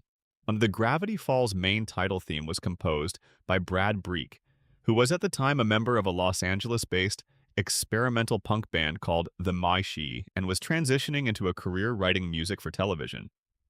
He got the job by pitching the theme directly to Disney Channel. The theme he wrote, that immediately recognizable blend of strings, synths, and a slightly unsettling harmonic structure, became one of the most beloved pieces of music in modern animated television. Fact 152. Brad Breek was born on August 9, 1978, and grew up in Illinois before attending the California Institute of the Arts for his MFA in composition. He received his musical education at the same institution where Hirsch trained as an animator. CalArts functioned as a kind of professional origin point for a significant portion of the creative team behind Gravity Falls. Fact 153. Breek composed all of the music for the show as a singular composer, not a team, not a rotating group, but one person responsible for every piece of music in every episode of both seasons. This gives the score an unusual consistency of voice. The music of Gravity Falls sounds like itself from beginning to end, because the same sensibility informed every note. Fact 154. The extended theme version used in some Season 2 episodes, particularly those running longer than the standard runtime, strips down to a shorter version rather than using the full opening. This is a practical concession to runtime. But it also has an interesting aesthetic effect. It makes those episodes feel slightly different from the moment they begin. A subtle tonal shift that prepares you for something a little more serious. Fact 155. 2 alternate theme songs were composed for the show by Neil Cicierega, who runs the online comedy project Lemon Demon and is known to internet music communities as a legendary figure in early Flash animation and comedy music. One of Cicierega's Gravity Falls themes sounds like something out of an Earthbound game and captures the show's mystery elements. The other is goofier, with lyrics, and captures the show's comedic sensibility. Both were ultimately unused when Breek's theme was selected. An unused villain song, Bill Cipher, was supposed to perform during Weirdmageddon, also by Cicierega, remains a fascinating piece of show mythology. Fact 156. The song Disco Girl, which Soos performs in one episode, was written by Breek. It is exactly as good as a song performed by Soos Ramirez should be. Earnest, oddly catchy, and possessed of a warmth that makes you want to hear it again, even though it isn't quite a real song by any standard that matters outside of Gravity Falls. Fact 157. Little Gideon's signature gospel and Broadway-inspired song, Whittle Ol' Me, appears in The Hand That Rocks the Mabel and achieves something remarkable. It manages to reveal nearly his entire character, the performance, the manufactured sweetness, the ambition underneath the charm, in a single number that's simultaneously appealing and slightly wrong. It's a song you find yourself humming and then feel vaguely uneasy about. Fact 158. Off the Gravity Falls Season 2 trailer, used an alternate version of the main theme composed by Breek for the 2014 San Diego Comic-Con, a version that incorporates elements of Made Me Realize, a song he wrote for MTV's Awkward. The two pieces of music are so similar that Made Me Realize is regularly mistaken online for an extended version of the Gravity Falls theme. Breek's website notes that they are different songs, though the resonance between them reflects the consistency of his compositional voice across projects. Fact 159. The slowed-down version of the main theme that plays in the credits of Dreamscapers, after the episode ends on a cliffhanger, is widely considered one of the most effective uses of the score in the show. The familiar melody becomes something entirely different at half speed. Mournful, beautiful, slightly broken. It turns the credits from a moment of disengagement into an extension of the episode's emotional experience. Fact 160. The 8-bit version of the theme that plays in the credits of Fight Fighters is conversely a delight, an acknowledgement of the episode's video game premise in the most direct possible musical language. The score consistently responds to the tonal needs of individual episodes.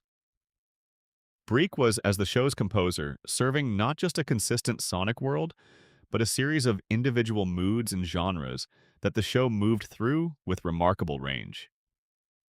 Fact 161. The Weirdmageddon version of the theme, distorted, corrupted, with Bill's presence embedded in the opening images, is more than tonally different. It is structurally different. Familiar melodic fragments appear in wrong places. The harmonies shift in ways that feel physically wrong. Elements of the score are inverted or reversed. The music, like everything else in Weirdmageddon, has been taken apart and reassembled according to Bill's aesthetics. Fact 162. Don't Start Unbelieving, the parody of the Journey song Don't Stop Believing that appears in the episode Gideon Rises, was composed by Breek and is one of the show's funniest musical moments. It's used as a motivational piece that Stan plays to himself in a moment of defeat, and the gap between the song's sincerity and Stan's specific situation is precisely as funny as it needs to be. Fact 163. But Breek told an interviewer that working on Gravity Falls made him a better composer in a fundamental sense, that Alex Hirsch's direction during recording and mixing taught him things about how to support a scene's emotional arc that he had not understood before. Gravity Falls, for those who worked on it, wasn't just a job. It was an education. Fact 164. The training mix from Dipper vs. Manliness, used when the Manitors are teaching Dipper how to be more masculine, and when Mabel is teaching Stan how to be less gross, is a piece of comedic music that functions perfectly as both parody of training montage music and as a genuinely motivational piece that works on its own terms. The lyrics, which include "Keep on shaving that hairy uncle," achieve the quality of absurdism the show aims for, simultaneously exactly right and completely wrong. Fact 165. The closing theme music from The Hand That Rocks the Mabel, the first episode featuring Gideon as a primary antagonist, is described by multiple fans as unreasonably catchy for a piece of music that appears once in a credits sequence and is never specifically named or highlighted. Breek's score is full of these moments, pieces of music that lodge in the memory without ever being given the prominence that would let you locate them precisely. Section 12. Disney battles, censorship, and behind the scenes. Fact 166. The move from Disney Channel to Disney XD in 2014 was announced partway through the production of Season 2, not before it. Hirsch learned about it midway through making the season, with no coordinated conversation between the creative side and programming about how the channel change might affect the show's tone or direction. The show continued exactly as it was being made. Fact 167. The two elderly women in The Love God, the episode featuring a love potion subplot involving random couples in a diner falling under its effects, were originally written and boarded as a couple by a storyboard artist who saw it as a sweet, casual, appropriate use of the episode's premise. The note from Disney came back almost immediately. The scene of the two old ladies kissing in the diner is not appropriate for our audience. Please revise. Hirsch's response was one word: why? This, he has described, basically broke the censors. They couldn't answer the question in writing, so they called him on the phone so there would be no paper trail. Fact 168. Disney's Standards and Practices Department also required revisions to a moment where one male character placed an arm around another, citing concerns about perceived affection. Hirsch negotiated some inclusions past these restrictions, ambiguous character dynamics, coded references, but the explicit representation he wanted for several characters was prevented. He has been consistently open about his frustration with these restrictions in interviews and on social media. Fact 169. Louis C.K. originally voiced a minor character called the horrifying sweaty one-armed monstrosity in Weirdmageddon Part 1. Following his admission of sexual misconduct in 2017, Disney redubbed the character with Alex Hirsch taking over the role. Hirsch is now credited for the voice in all versions of the episode. Fact 170. The show's irregular broadcast schedule, driven by the 6-month production time per episode, frustrated fans who were used to weekly new content. Disney XD made the deliberate choice to broadcast each episode as it was completed and make an event out of the release, rather than stockpiling episodes for a weekly schedule. This approach had the unintended effect of making the fandom's enthusiasm for each new episode larger and more sustained than it might have been with a conventional weekly drop. Fact 171. Hirsch has described his relationship with Disney throughout Gravity Falls' production as one of genuine surprise and gratitude. They embraced the show's weirdness in ways he hadn't expected, trusted the creative vision even when it pushed against the network's conventional sensibilities. The censorship battles existed, but they were the exception to a generally collaborative relationship. Fact 172. The show's animation, produced in South Korea, required Hirsch and his team to communicate detailed visual direction across a significant cultural and geographical gap. The backgrounds in particular, the pine-covered Oregon landscapes, the specific quality of light and shadow in the Mystery Shack, required careful oversight to ensure they maintained the atmospheric specificity the show required. The animators in Korea brought craftsmanship and skill to the execution of a visual world they were working from notes and reference materials about. Fact 173. When the show moved to Disney+, early episodes initially had the crescent symbol edited off Stan's fez entirely, leaving a plain fez in scenes where the symbol had previously been visible. This change was made without announcement and was noticed almost immediately by fans. Hirsch drew attention to it on Twitter, expressing his dissatisfaction with the change. Disney eventually restored the symbol. It remains unclear why the change was made in the first place. Fact 174. The Gravity Falls art show Farewell to the Falls, held at Gallery Nucleus in Alhambra, California, from August 6th through 21st, 2016, featured original artwork by Hirsch, multiple members of the production team, and professional illustrators working in the show's visual style. It was described by attendees as an unusually emotional event, a gathering of people who had poured years of work into something and were seeing it recognized and celebrated in a concentrated, physical space. Fact 175. Hirsch signed a multi-year deal with Netflix in August 2018. The nature of the project he was developing under that deal remained under NDA protection for years, with occasional leaks suggesting an adult animated series. As of the early 2020s, the project remained in development. The long silence after Gravity Falls' conclusion, and the difficulty of whatever came after, speaks to the genuine challenges of following up something that was both a critical achievement and a deeply personal document. Fact 176. Journal 3's publication in July 2016 was supported by a marketing campaign that included the fictional Oregon Parks Department Twitter account posting about finding a copy of the journal in the woods. The account maintained the fiction with remarkable commitment, with the ranger character encountering progressively stranger things as the marketing continued. This approach to viral marketing, staying in character, maintaining the fiction, treating the fictional world as real, was entirely consistent with the show's ethos. It was also extremely effective. Fact 177. The Gravity Falls DVD box set was something Hirsch actively campaigned for years after the show's conclusion.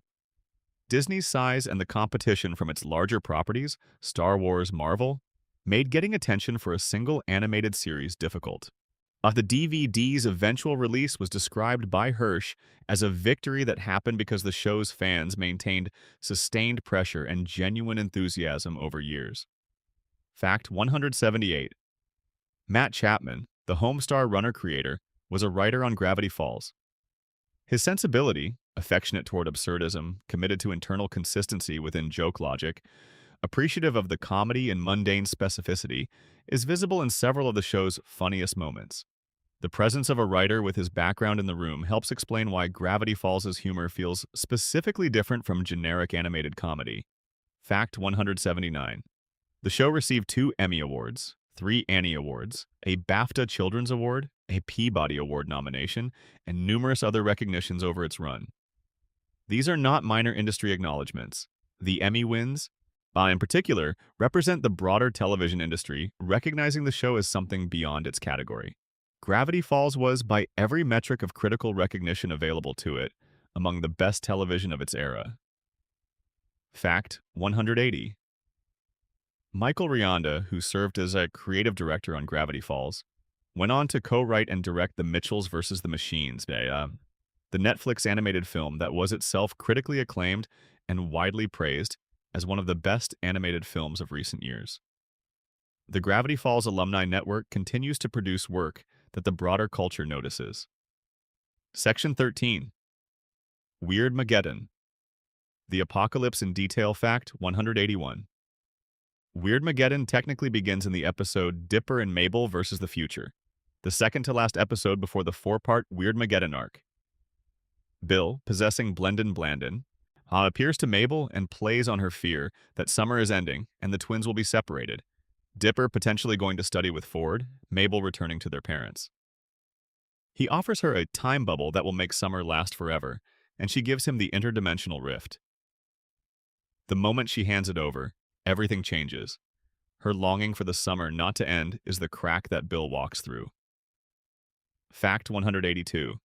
The town of Gravity Falls is surrounded by an energy dome during Weirdmageddon that prevents Bill and his associates from extending their chaos beyond the town's borders. Bill initially doesn't understand why he can't leave, and the explanation, that Gravity Falls exists at a natural convergence point for weirdness, as a magnetism so powerful it forms a containment barrier, is both a practical plot element and an implicit statement about what the town is. Gravity Falls holds the weirdness. That's what it does. That's what it's for. Fact 183. The throne of frozen human agony that Bill builds from the petrified townsfolk is one of the show's most visually striking images. Citizens who were caught in the open during Bill's initial assault, people who are just living their lives in Gravity Falls, Oregon, are stacked into furniture for a demon to sit on. The image is not lingered over. It doesn't need to be. You see it, and you understand the stakes. Fact 184. Mabel's prison bubble in Weirdmageddon Part 2 is a reality of her own design. An endless summer filled with everything she loves, with no time passing and no consequences and no end. It's a paradise that is also a trap. The show treats Mabel's wishful thinking, her desire to stay in the summer forever, not as a character flaw exactly, but as a vulnerability that real things can exploit. The bubble is what happens when the coping mechanism goes wrong. Fact 185. Bill's attempt to extract the equation for breaking the barrier from Ford's mind, through imprisonment, through psychological torture, through every form of pressure and manipulation available to an ancient interdimensional demon, fails because Ford has hidden the equation somewhere Bill cannot reach. The secret survives, barely, and the solution to defeating Bill comes not from technology or magic, but from a family deciding to trust each other. Stan and Ford, finally, holding hands in a circle with the people they love. Fact 186. The Zodiac ritual fails during the finale. The assembled group, representing the 10 symbols on the wheel, attempt to invoke its power, but the ritual is broken when Stan and Ford's conflict erupts at the worst possible moment. They can't hold hands. They can't bridge the distance. The prophecy doesn't fail because of Bill's power. It fails because of a family that hasn't fully healed yet. The most powerful weapon against the ultimate evil is love that works in practice, not just in theory, and that's the hardest kind. Fact 187. Ford and Stan's trick, convincing Bill to enter Stan's mind, where Ford erases it, is described by Hirsch as the central emotional payoff of the entire series. Stan, who has spent the show presenting himself as someone with nothing to lose and nothing to give, sacrifices everything he is to save the people he loves. It's the most selfless act the show depicts, and it comes from the character who began the show as a con man running a tourist trap in the middle of nowhere. Fact 188. The Shacktron, McGucket's upgrade of the Mystery Shack into a giant walking robot built from the architecture of the shack itself, is one of the most purely joyful images in the entire Weirdmageddon arc. After everything that's been dark and heavy and threatening, here is an old man in a junkyard strapping legs to a building and walking it into battle. It works as spectacle and it works as character moment. McGucket has always been able to build things. Now he finally gets to build something that matters. Fact 189. Was Dipper's confrontation with Bill during the finale, in which he yells that he's had enough, and Bill regards him with the same benign condescension he brings to all interactions, is notable for what it doesn't do. Dipper doesn't defeat Bill through cleverness or research or the application of his supernatural knowledge. He outsmarts Bill eventually, but not by being the superior intellect. He wins by knowing his family well enough to trust them when everything is on the line. Fact 190. The Weirdmageddon finale aired on February 15, 2016, on Disney XD, drawing 2.47 million viewers. Setting a new record for the channel, breaking the record that Not What He Seems had set the previous year. The show's two highest-rated telecasts were both episodes from the final arc, and episodes in which everything the series had been building toward finally arrived. The audience was there for the ending. They showed up. Fact 191. After the defeat of Bill, the town's memory of the events is officially suppressed by the new mayor, who passes the Never Mind All That Act, requiring all questions about Weirdmageddon to be answered with, "Never mind all that," or else the questioner gets tasered. This is simultaneously a joke about institutional suppression of truth, a comment on how communities process collective trauma, and a mordant callback to the Blind Eye Society's mission. The town found a political solution to its collective memory problem, and the solution is almost exactly as bad as the one McGucket built. Fact 192. The final scene of the series, the twins in the back of a car leaving Gravity Falls, on the summer ending is deliberately understated. Hirsch didn't want a triumphant conclusion. He wanted an honest one. The summer ends, as summers do, and what you carry with you from it is who you were and what you learned and the people who changed you. Dipper and Mabel carry all of it. The show trusts the audience to understand what that means. Fact 193. In the final moments before the credits of the finale, there is a brief flash of a location that has appeared nowhere in the show before. A glimpse of something that fans have interpreted as a post-credits Easter egg pointing toward a future story. Whether this is intentional foreshadowing for a potential continuation or simply a piece of atmospheric imagery is something Hirsch has chosen not to definitively clarify. Fact 194. The episode Weirdmageddon. Part 3, Take Back the Falls, the hour-long finale, aired on Disney XD on February 15th, 2016, and on Disney Channel on February 19th, 2016. The Disney XD airing drew the larger audience, reflecting the channel switch that had moved the show's home mid-production. The show ended in its primary broadcast on the same network where it had spent most of its second season, a smaller channel than its origin, with a more dedicated and self-selected audience. Fact 195. The Weirdmageddon episodes were animated with a visual quality that feels noticeably more cinematic than the show's standard presentation. The decision to go bigger, wilder, and more visually ambitious for the show's conclusion was supported by both the production team and Disney, who understood that the finale was an event in its own right and treated it accordingly. Thus, the result looks like a version of Gravity Falls that has access to a feature film budget for the episodes that needed it most. Section 14. The Cipher Hunt. The Real-World Mystery Fact, 196. At the very end of the series finale, Weirdmageddon Part 3, there is a brief sequence of live-action footage showing a real stone statue of Bill Cipher standing in a forest. The footage lasts only a few seconds. The statue is surrounded by trees. The shot includes a rusted gate that would later become a clue.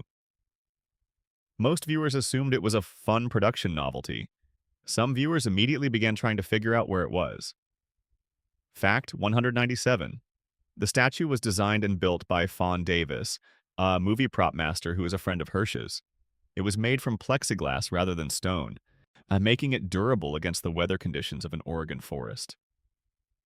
To age it artificially, to make it look as if it had been standing there for years rather than weeks, Hirsch and Davis rubbed glue with seeds into its surface. The seeds germinated, the moss grew. By the time anyone found it, the statue had been in the forest long enough to look like it had always been there. Fact 198. After installing the statue at a location in Reedsport, Oregon, with the permission of a woman who owned the land, Hirsch filmed the brief footage used in the finale and then began leaving clues at every convention and vacation spot he visited. He worked entirely outside of Disney. The Cipher hunt was his personal project, self-funded, with no corporate affiliation. He was explicit about this from the beginning. Fact 199. The Cipher hunt officially began on July 20th, 2016 when Hirsch tweeted, "Are you guys ready?" Followed by "Let the games begin," hashtag FLSKHUKXQW, and an image containing multiple cryptograms and visual clues. The hashtag, once decoded, read hashtag Cipher hunt. Within hours, the global Gravity Falls fan community had mobilized in a way that had never been seen before from a show that had ended 6 months earlier. Fact 200. The first clue was located at Kazan Cathedral in St. Petersburg, Russia, a location Hirsch had visited for a convention in April 2016. A piece of paper with jumbled words decoded to indicate that the next clue was in Japan, because the decoded text referenced Japanese currency. Fans in St. Petersburg found the clue and uploaded it online so that the global community could process it together. Fact 201.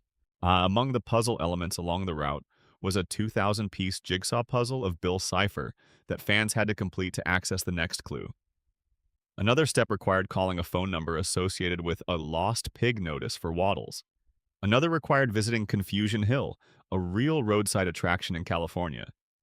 The hunt moved from Russia to Japan to multiple cities in the United States in a sequence of clues that spanned 2 weeks and required genuine coordination between fans on multiple continents.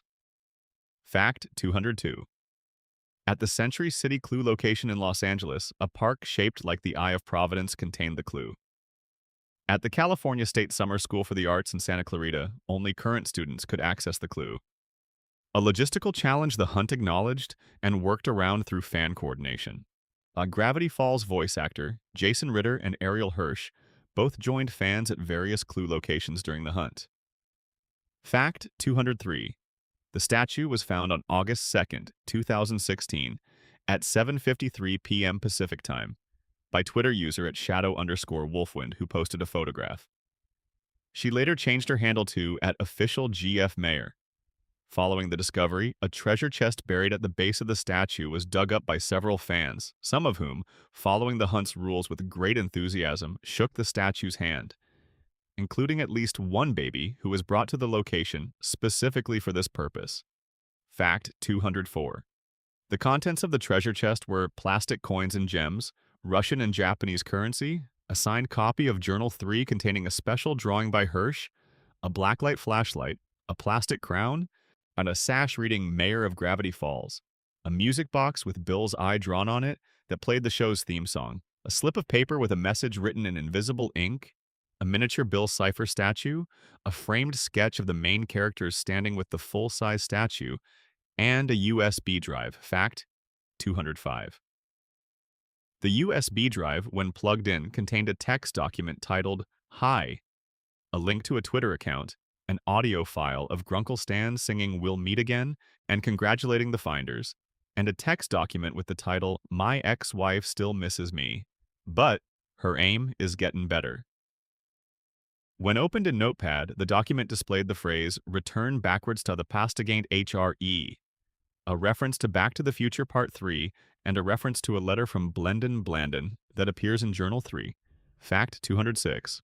On August 3rd, 2016, the day after the statue was found, local authorities took it. There was a property dispute. The hat broke during removal. The Reedsport Police Department held the statue while Hirsch arranged alternative placement. By August 5th, it was temporarily installed at Bicentennial Park in Reedsport, bolted to a tree without its hat. On August 15th, it was relocated permanently to Confusion Hill in Piercy, California, at coordinates 39.919002 degrees north, 123.764908 degrees west. Fact 207. The statue at Confusion Hill today can be visited by anyone. When examined with a blacklight flashlight, Bill gains his eyelashes and bow tie, his pupil glows, the eyes of all the main characters become visible. And the words, "Trust no one," appear above the word, "Congratulations." The real-world statue rewards the same kind of close attention that the show itself rewarded. The world Hirsch built doesn't end at the television screen. Fact 208. The Cipher Hunt united fans across national boundaries in a genuinely unprecedented way for a show that had ended its broadcast run months earlier. Russian fans, Japanese fans, American fans. Fans in every time zone were working in coordination, sharing findings instantly online, solving puzzle elements that required local presence from people who happened to live near a clue. The hunt demonstrated something about the show's audience that even Hirsch seemed surprised by. The love for it had not diminished with the finale. If anything, it had grown. Fact 209. The unaired 2010 pilot episode of Gravity Falls was accessed via the username and password hidden on the USB drive found in the treasure chest. It had never been seen publicly. It showed a slightly different version of the world, different designs, different pacing, a different visual texture, but recognizably the same story, the same characters, the same emotional core. For fans who watched it, it was a glimpse of the show before it knew fully what it was going to be. Fact 210. Hirsch has spoken about the Cipher Hunt as a way of giving the fans one final mystery, in keeping with the show's themes in a way no other show had done before. He wanted the ending of Gravity Falls to not be the finale, but to continue into the world. The show was always about finding mysteries and following them wherever they led. But the Cipher Hunt asked the audience to do that one last time, for real, with actual physical stakes in actual physical space. Section 15. The Books and Extended Universe. Fact 211. Journal 3 was published on July 26, 2016, and hit number 1 on the New York Times bestseller list almost immediately. It remained on the list for nearly a year. Everyone except the fans, Hirsch has said, was surprised by this. The fans were not surprised at all. They had been waiting for it. Fact 212. The special edition of Journal 3, limited to 10,000 copies, was released on June 13, 2017. Unlike the standard edition, it includes a leather-textured cover, parchment pages, a monocle, removable photos and notes, blacklight writing throughout, and content not found in the regular edition, including the blacklight page written by Bill while possessing Ford in his sleep. Copies of the standard edition printed before it became a bestseller are now considered collector's items due to their unobstructed jacket designs. Fact 213. Gravity Falls, Lost Legends, a graphic novel anthology containing 4 new stories in the Gravity Falls universe, was released on July 24, 2018. Hirsch used a cipher to announce it on Twitter on February 18, 2018, the second anniversary of the final episode, a piece of information which fans decoded before anyone asked them to. Lost Legends was also a New York Times bestseller. Alex Hirsch has now written 2 separate New York Times bestselling books based on a television show that aired on a secondary cable network. Fact 214, The Book of Bill, but published in 2023 and written entirely from Bill's point of view, answers several questions that the show and previous supplementary materials had left open, including what happened to Bill after Weirdmageddon, the nature of his relationship to his home dimension, the genuine emotional texture of his relationship with Ford, and his current situation in the theraprism outside time and space. It also opens new questions, because this is a book written by Bill Cipher, and he is not to be trusted. Fact 215. Ford's warning to readers appears in the opening pages of The Book of Bill. Do not believe a word of what the book tells you. It is a trap. The entire text is a trap. And yet the information in it is real because Hirsch wrote it, and Hirsch doesn't place things without meaning. The book operates in the same register as the show. Here is information you can use, encoded in something you have to work to trust. Welcome to Bill's Library. Fact 216. The marketing for The Book of Bill included an alternate reality game element in which the fictional Oregon Parks Department Twitter account, last active during Journal 3's marketing, was reactivated. This time, a park ranger named Gus Burnside found a copy of the book in the woods, filled with teeth. He discovered that the book appears to infect other books. The campaign ran for several days before whatever Gus was experiencing resolved itself. It was deeply unsettling and completely consistent with the Gravity Falls universe's logic of real-world infiltration. Fact 217.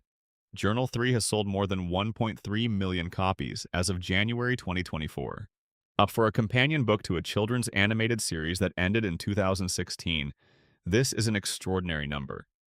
It reflects both the depth of the fandom's attachment to the show and the genuine quality of the book as a standalone object, something worth having regardless of whether you've seen the show, though considerably more valuable if you have fact. 218, Dipper and Mabel and the Curse of the Time Pirate's Treasure, an official choose-your-own-adventure novel in the Gravity Falls universe, contains a secret axolotl page that was one of the first pieces of extended universe material to explicitly hint at Bill's survival after the finale. The page features a poem that describes the axolotl's nature and suggests that Bill's story is not finished, and it is accessible only by following a specific chain of choices through the book's branching narrative structure. Fact 219. The Lost Legends graphic novel includes a story that reveals previously unknown details about the Northwest's founding of Gravity Falls, deepening the Pacifica storyline's context in ways that the show itself didn't have time to fully explore. It also includes a story that functions as a direct continuation of the show's emotional arc, following characters in the period immediately after the finale. For fans who weren't ready to let the summer end, Lost Legends was the show's way of giving them a few more pages. Fact 220. Taken together, the 4 books in the Gravity Falls Extended Universe, Journal 3, the Special Edition, Lost Legends, and the Book of Bill, form a body of work that exceeds the runtime of both television seasons. The show's universe, in other words, is substantially larger on paper than it is on screen. This is consistent with Hirsch's stated belief that the world he created has more stories in it than he was able to tell during Gravity Falls' 2-season run. Section 16. Connections to other shows. Fact 221. The connections between Gravity Falls and Rick and Morty exist in multiple forms and have been confirmed by both Hirsch and Justin Roiland in different ways. In a Rick and Morty episode, one of the stored memories in Rick's collection is labeled Stanford and Bill C. In another episode, an image of Bill Cipher appears on a computer monitor in the background. Objects that were sucked into the portal in the Gravity Falls episode. Society of the Blind Eye, including Stan's mug, notepad, and pen, appear coming out of a dimensional portal in a Rick and Morty episode. Roiland has described the 2 shows as canon in a self-contained alternate reality within infinite realities. Fact 222. Hirsch and Roiland were friends before either of them had television shows. The overlapping sensibilities, the dark humor, the cosmological scale, the refusal to condescend to the audience's intelligence, the fondness for mysteries that reward obsessive attention, are not coincidental. They reflect 2 people who were drawn to the same kind of stories, working in the same creative environment, influencing each other in ways that aren't always traceable to specific moments of influence. Fact 223. Matt Brawley, who served as a storyboard artist and director on Gravity Falls and was a close friend of Hirsch's, created Amphibia, the Disney Channel series about a girl transported to a world of anthropomorphic amphibians. Amphibia and Gravity Falls have explicitly acknowledged each other within their episodes, with both shows treating their shared universe as a given. Hirsch guest-voiced in an Amphibia episode called Wax Museum that directly homaged Gravity Falls. Fact 224. Dana Terrace, who was an animator and storyboard artist on Gravity Falls, and was in a relationship with Hirsch from approximately 2015 to sometime before April 2022, created The Owl House, a Disney Channel series with strong LGBTQ plus representation and a serialized mythology that draws on some of the same storytelling traditions as Gravity Falls. The Owl House Amphibia and Gravity Falls are all connected by shared creators and mutual acknowledgement, forming an unofficial family of shows that grew from the same creative environment. Fact 225. Bill Cipher made a cameo appearance in a 2021 episode of The Simpsons titled Bart's in Jail, with Hirsch reprising the voice. The Simpsons, which was Hirsch's primary creative influence growing up, the show that showed him animation, could be satirical, grounded, and genuinely funny for adults, contained Bill Cipher in one of its episodes. Something closed, gently, in that moment. Fact 226. The Owl House contained several Gravity Falls Easter eggs, most notably a small image of the journal appearing briefly in an episode. This kind of mutual acknowledgement between shows created by former Gravity Falls crew members has created an informal connected universe in contemporary Disney animation. A sense that these shows know about each other, that they're in conversation, that the world they individually depict is somehow contiguous with the worlds the others depict. Fact 227. The character of Giffany, the yandere video game girlfriend from Seuss and the Real Girl, became a popular meme and internet figure in the years following her episode. She was cited as a partial inspiration for the character Monica from the video game Doki Doki Literature Club, another romantic horror piece that plays with the conventions of the genre it inhabits. The Gravity Falls episode, which aired in 2014, appears to have seeded the cultural conversation that produced several subsequent pieces of work in the same register.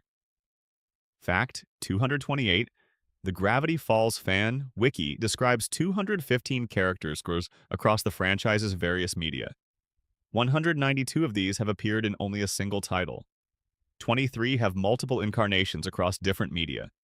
The sheer scale of the show's populated world, built in 40 episodes over 4 years, is visible in that number. Alex Hirsch gave every corner of Gravity Falls at least one person who had a name and a story, even if the story was only a sentence long. Fact 229. In the episode Gravity Falls that aired as part of Big City Greens, Hirsch guest voiced a character. Big City Greens was created by Shane Houghton and Chris Houghton, former crew members from the Gravity Falls production. The pattern repeats.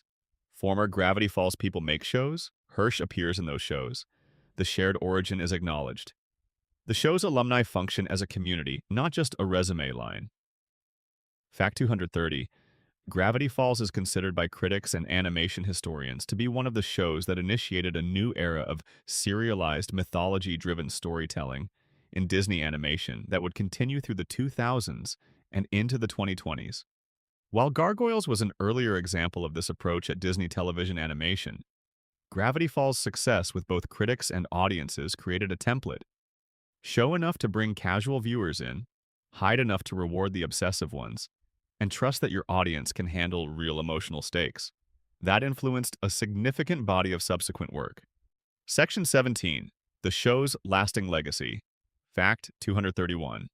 Gravity Falls was the third most watched animated series on Disney Plus in December 2022, 6 years after its final episode aired, and 2 years into a streaming era that had fundamentally changed how people consume television. It was behind The Simpsons and The Owl House, and ahead of virtually everything else. The show that ended in 2016 was still finding new audiences, and its old audiences were coming back to it. Fact 232. The show's fandom is remarkable for its persistence and its creativity. The Gravity Falls community on Reddit, Tumblr, fan wikis, YouTube, and other platforms has maintained a consistent and enthusiastic presence for over a decade. Fan theories, fan art, fan fiction, cryptogram decoding, and deep textual analysis continue to be produced by a community that refuses to behave as if a show that ended a decade ago is no longer actively interesting. Fact 233. Alex Hirsch and Dana Terrace ran multiple charity live streams during their relationship, drawing cartoons to raise money for organizations, including Planned Parenthood, the ACLU, the Southern Poverty Law Center, the Natural Resources Defense Council, the Trevor Project, Direct Relief, and Races, Altogether, these events raised over $270,000 as of 2018. The Gravity Falls community has a history of mobilizing its energy and resources for real-world purposes. Fact 234. The show's influence is visible in the wave of serialized, mystery-driven animated series that followed it at Disney and elsewhere. Shows that balance comedy with genuine emotional stakes, that hide secrets in their visual grammar, that treat their young audiences as intellectually capable of engaging with complex narrative, all of these bear the marks of Gravity Falls' example. The show changed what people thought children's animation could do. Fact 235. Hirsch has said repeatedly that he remains open to returning to Gravity Falls in some form, a special, additional episodes, something. He has been careful not to overpromise and has been consistently clear that any return would have to meet the standard of the original. He does not want to make more Gravity Falls just to make more Gravity Falls. Whatever comes next, if anything comes, will have to be as necessary as what came before. Fact 236. The show's IMDb score as of recent data is 8.9 out of 10, based on well over 10,000 user ratings on Rotten Tomatoes, which both seasons hold scores in the high 90s from critics. These scores have remained stable over years, which is unusual. Most shows' ratings drift as initial enthusiasm fades or disappointment sets in. Gravity Falls' ratings have been maintained by a steady flow of new viewers discovering it for the first time and coming away as convinced as the original audience was. Fact 237. The twins' home city of Piedmont, California, is a real place, the city where Hirsch grew up, a small, affluent city in Alameda County in the East Bay area. The show never depicts it in detail, but its existence in the text grounds Dipper and Mabel in a specific geographical reality. They come from a real place. They go somewhere specific. Gravity Falls, Oregon is fictional, but the journey there and back is not. Fact 238. Yeah, the show's episodes on Disney Plus are available in multiple language dubs, each with its own small variations and quirks. The Russian dub voices Stan and Ford with the same actor, as it does Wendy and Gideon. The Italian dub has one actor voicing both Dipper and Bill Cipher, which creates a peculiar resonance given the show's themes of possession and identity. The Danish dub has one actress voicing essentially every female character who isn't Mabel, Wendy, or Grenda. Every language version of the show is, in a sense, a slightly different show. Fact 239. The show is rated TVY7, suitable for children 7 years and older, which is a remarkably permissive classification for content that includes psychological torture, interdimensional apocalypse, the sacrifice of a character's entire identity and memory, an explicit discussion of abuse and manipulation, and a villain who is both genuinely frightening and genuinely funny. The rating reflects what the show is for its intended audience. The show is something else entirely for everyone else. Fact 240. Gravity Falls is, according to multiple animation critics, the show that most successfully made the case in the 2000s that animated content aimed at children could carry genuine dramatic weight without losing what makes animation specifically great. It is not a live-action show drawn in cartoon form. It is a cartoon that uses everything cartoons can do: exaggeration, impossible physics, color as emotional language, in service of real emotional stakes. It does both things at once, fully, without apology. Section 18. The deepest mysteries still unsolved. Fact 241. At the end of the series finale, Bill Cipher says his backwards message, IXOLOTL, "My time has come to burn. I invoke the ancient mystery. Backwards I return." The axolotl reference was understood eventually, but the phrase, "backwards I return," has been interpreted multiple ways. Return to what? Return how? The Book of Bill answers some of these questions and opens others because that's what Bill does. He gives you information structured to make you ask more questions. Fact 242. The axolotl's poem, found in the Choose Your Own Adventure novel, describes the axolotl as a creature that has lived 1,000 lives, and references Bill's situation in ways that suggest the axolotl offered him a specific deal with a specific price. What Bill gave up in exchange for his survival in the theraprism has been debated by fans since the poem was first decoded. The Book of Bill provides context but stops short of complete clarity, which feels consistent with both characters involved. Fact 243. Ford's full name, Stanford Philbrick Pines, contains the name Philbrick, which is also the name of Stan and Ford's father. This naming tradition, passing the name Philbrick between generations, is a detail the show never comments on directly. It just exists in the character's backstory, doing quiet work about family inheritance and the way names carry the weight of the people who held them before. Fact 244. When the question of what Ford saw through the portal that inspired him to build it in the first place, what he glimpsed of the interdimensional landscape that was enough to make him dedicate years of his life to opening a door to it, is touched on in supplementary materials but never fully answered. The journals give you Ford's research. They don't give you the first vision, the original wonder, the thing that started all of it. Some mysteries the show keeps. Fact 245. The relationship between Dipper's real name, Mason, and the fact that he names himself after a constellation is never explicitly connected in the show to anything larger. But Mason is also a word with specific occult and fraternal connotations, and the show's mythology includes secret societies, coded knowledge, and ancient symbols. Whether this is intentional or coincidental is unclear. In Gravity Falls, the distinction between intentional and coincidental is sometimes impossible to determine. Fact 246. The true history of Gravity Falls, Oregon. Why the weirdness concentrates there, what the native peoples who originally lived there understood about it, how long Bill Cipher has been drawn to it, is hinted at throughout the show and supplementary materials, but never given a complete, definitive account. The town's supernatural character predates Ford's arrival, predates the journals, predates everything the Pines family knows about. It was strange before anyone came to study it. Fact 247. What happened to Bill Cipher's home dimension, the second dimension, after he left it, is treated in the Book of Bill as a wound that still exists. The accident that destroyed it created a void in the multiverse that hasn't been filled. This isn't, in the show's cosmological framework, a genuinely horrific thing. An entire dimension of existence gone. Its inhabitants and history erased because a being who could see 3 dimensions in a world that only acknowledged 2 reached for something he wasn't supposed to reach for. Fact 248. Bill's exact age is never specified in the show. He is described in various ways that suggest an existence measured in billions of years. Phrases like, "For billions of years I've been trapped in my own decaying dimension," appear in his characterization. But the specifics are left vague. Bill exists outside normal temporal frameworks. Giving him a precise age would make him smaller than he is. Fact 249.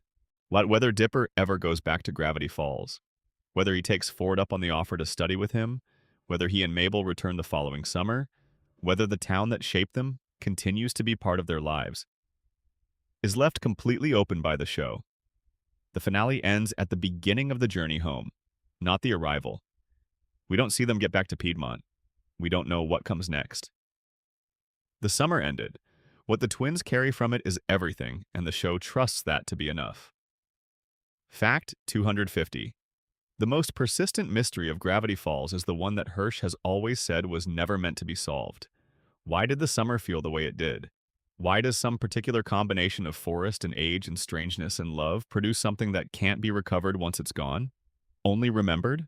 But the show built an entire mythology around that question. Bill Cipher and the portal and the journals and the ciphers are all, ultimately, vehicles for exploring why the thing that ends is always the thing you needed most. Gravity Falls doesn't answer this. It just makes you feel it, very clearly, for as long as the episodes last, and for a long time after they're over. And that's all 250. Every one of them true to the best of my ability. Every one of them a small piece of a thing that is, taken together, one of the stranger and more generous acts of creative love that modern television has produced. If any of this is going to stay with you, I hope it's this. Alex Hirsch built something out of his own childhood, gave it to children, and made it large enough that those children could grow into it for the rest of their lives. The show is the same 40 episodes it has always been. The people who watch it keep changing. And every time they come back to it, they find that it was already waiting for them at exactly the depth they were ready to reach. That's not an accident. That's what he built. Thank you for spending this time here. If you made it to fact 250, that means something. It means you have the same kind of patient, curious attention that Gravity Falls was always designed to reward. The show loved that quality in its audience. So do I. If you enjoyed this, please subscribe. It is completely free, and it is the thing that lets this channel keep growing and keep making things like this. And leave a comment. Tell me your favorite fact from the list. Tell me something I missed. Tell me which character you loved most. Tell me what the show meant to you at whatever age you found it. The Mystery Shack will be here when you come back. It always is.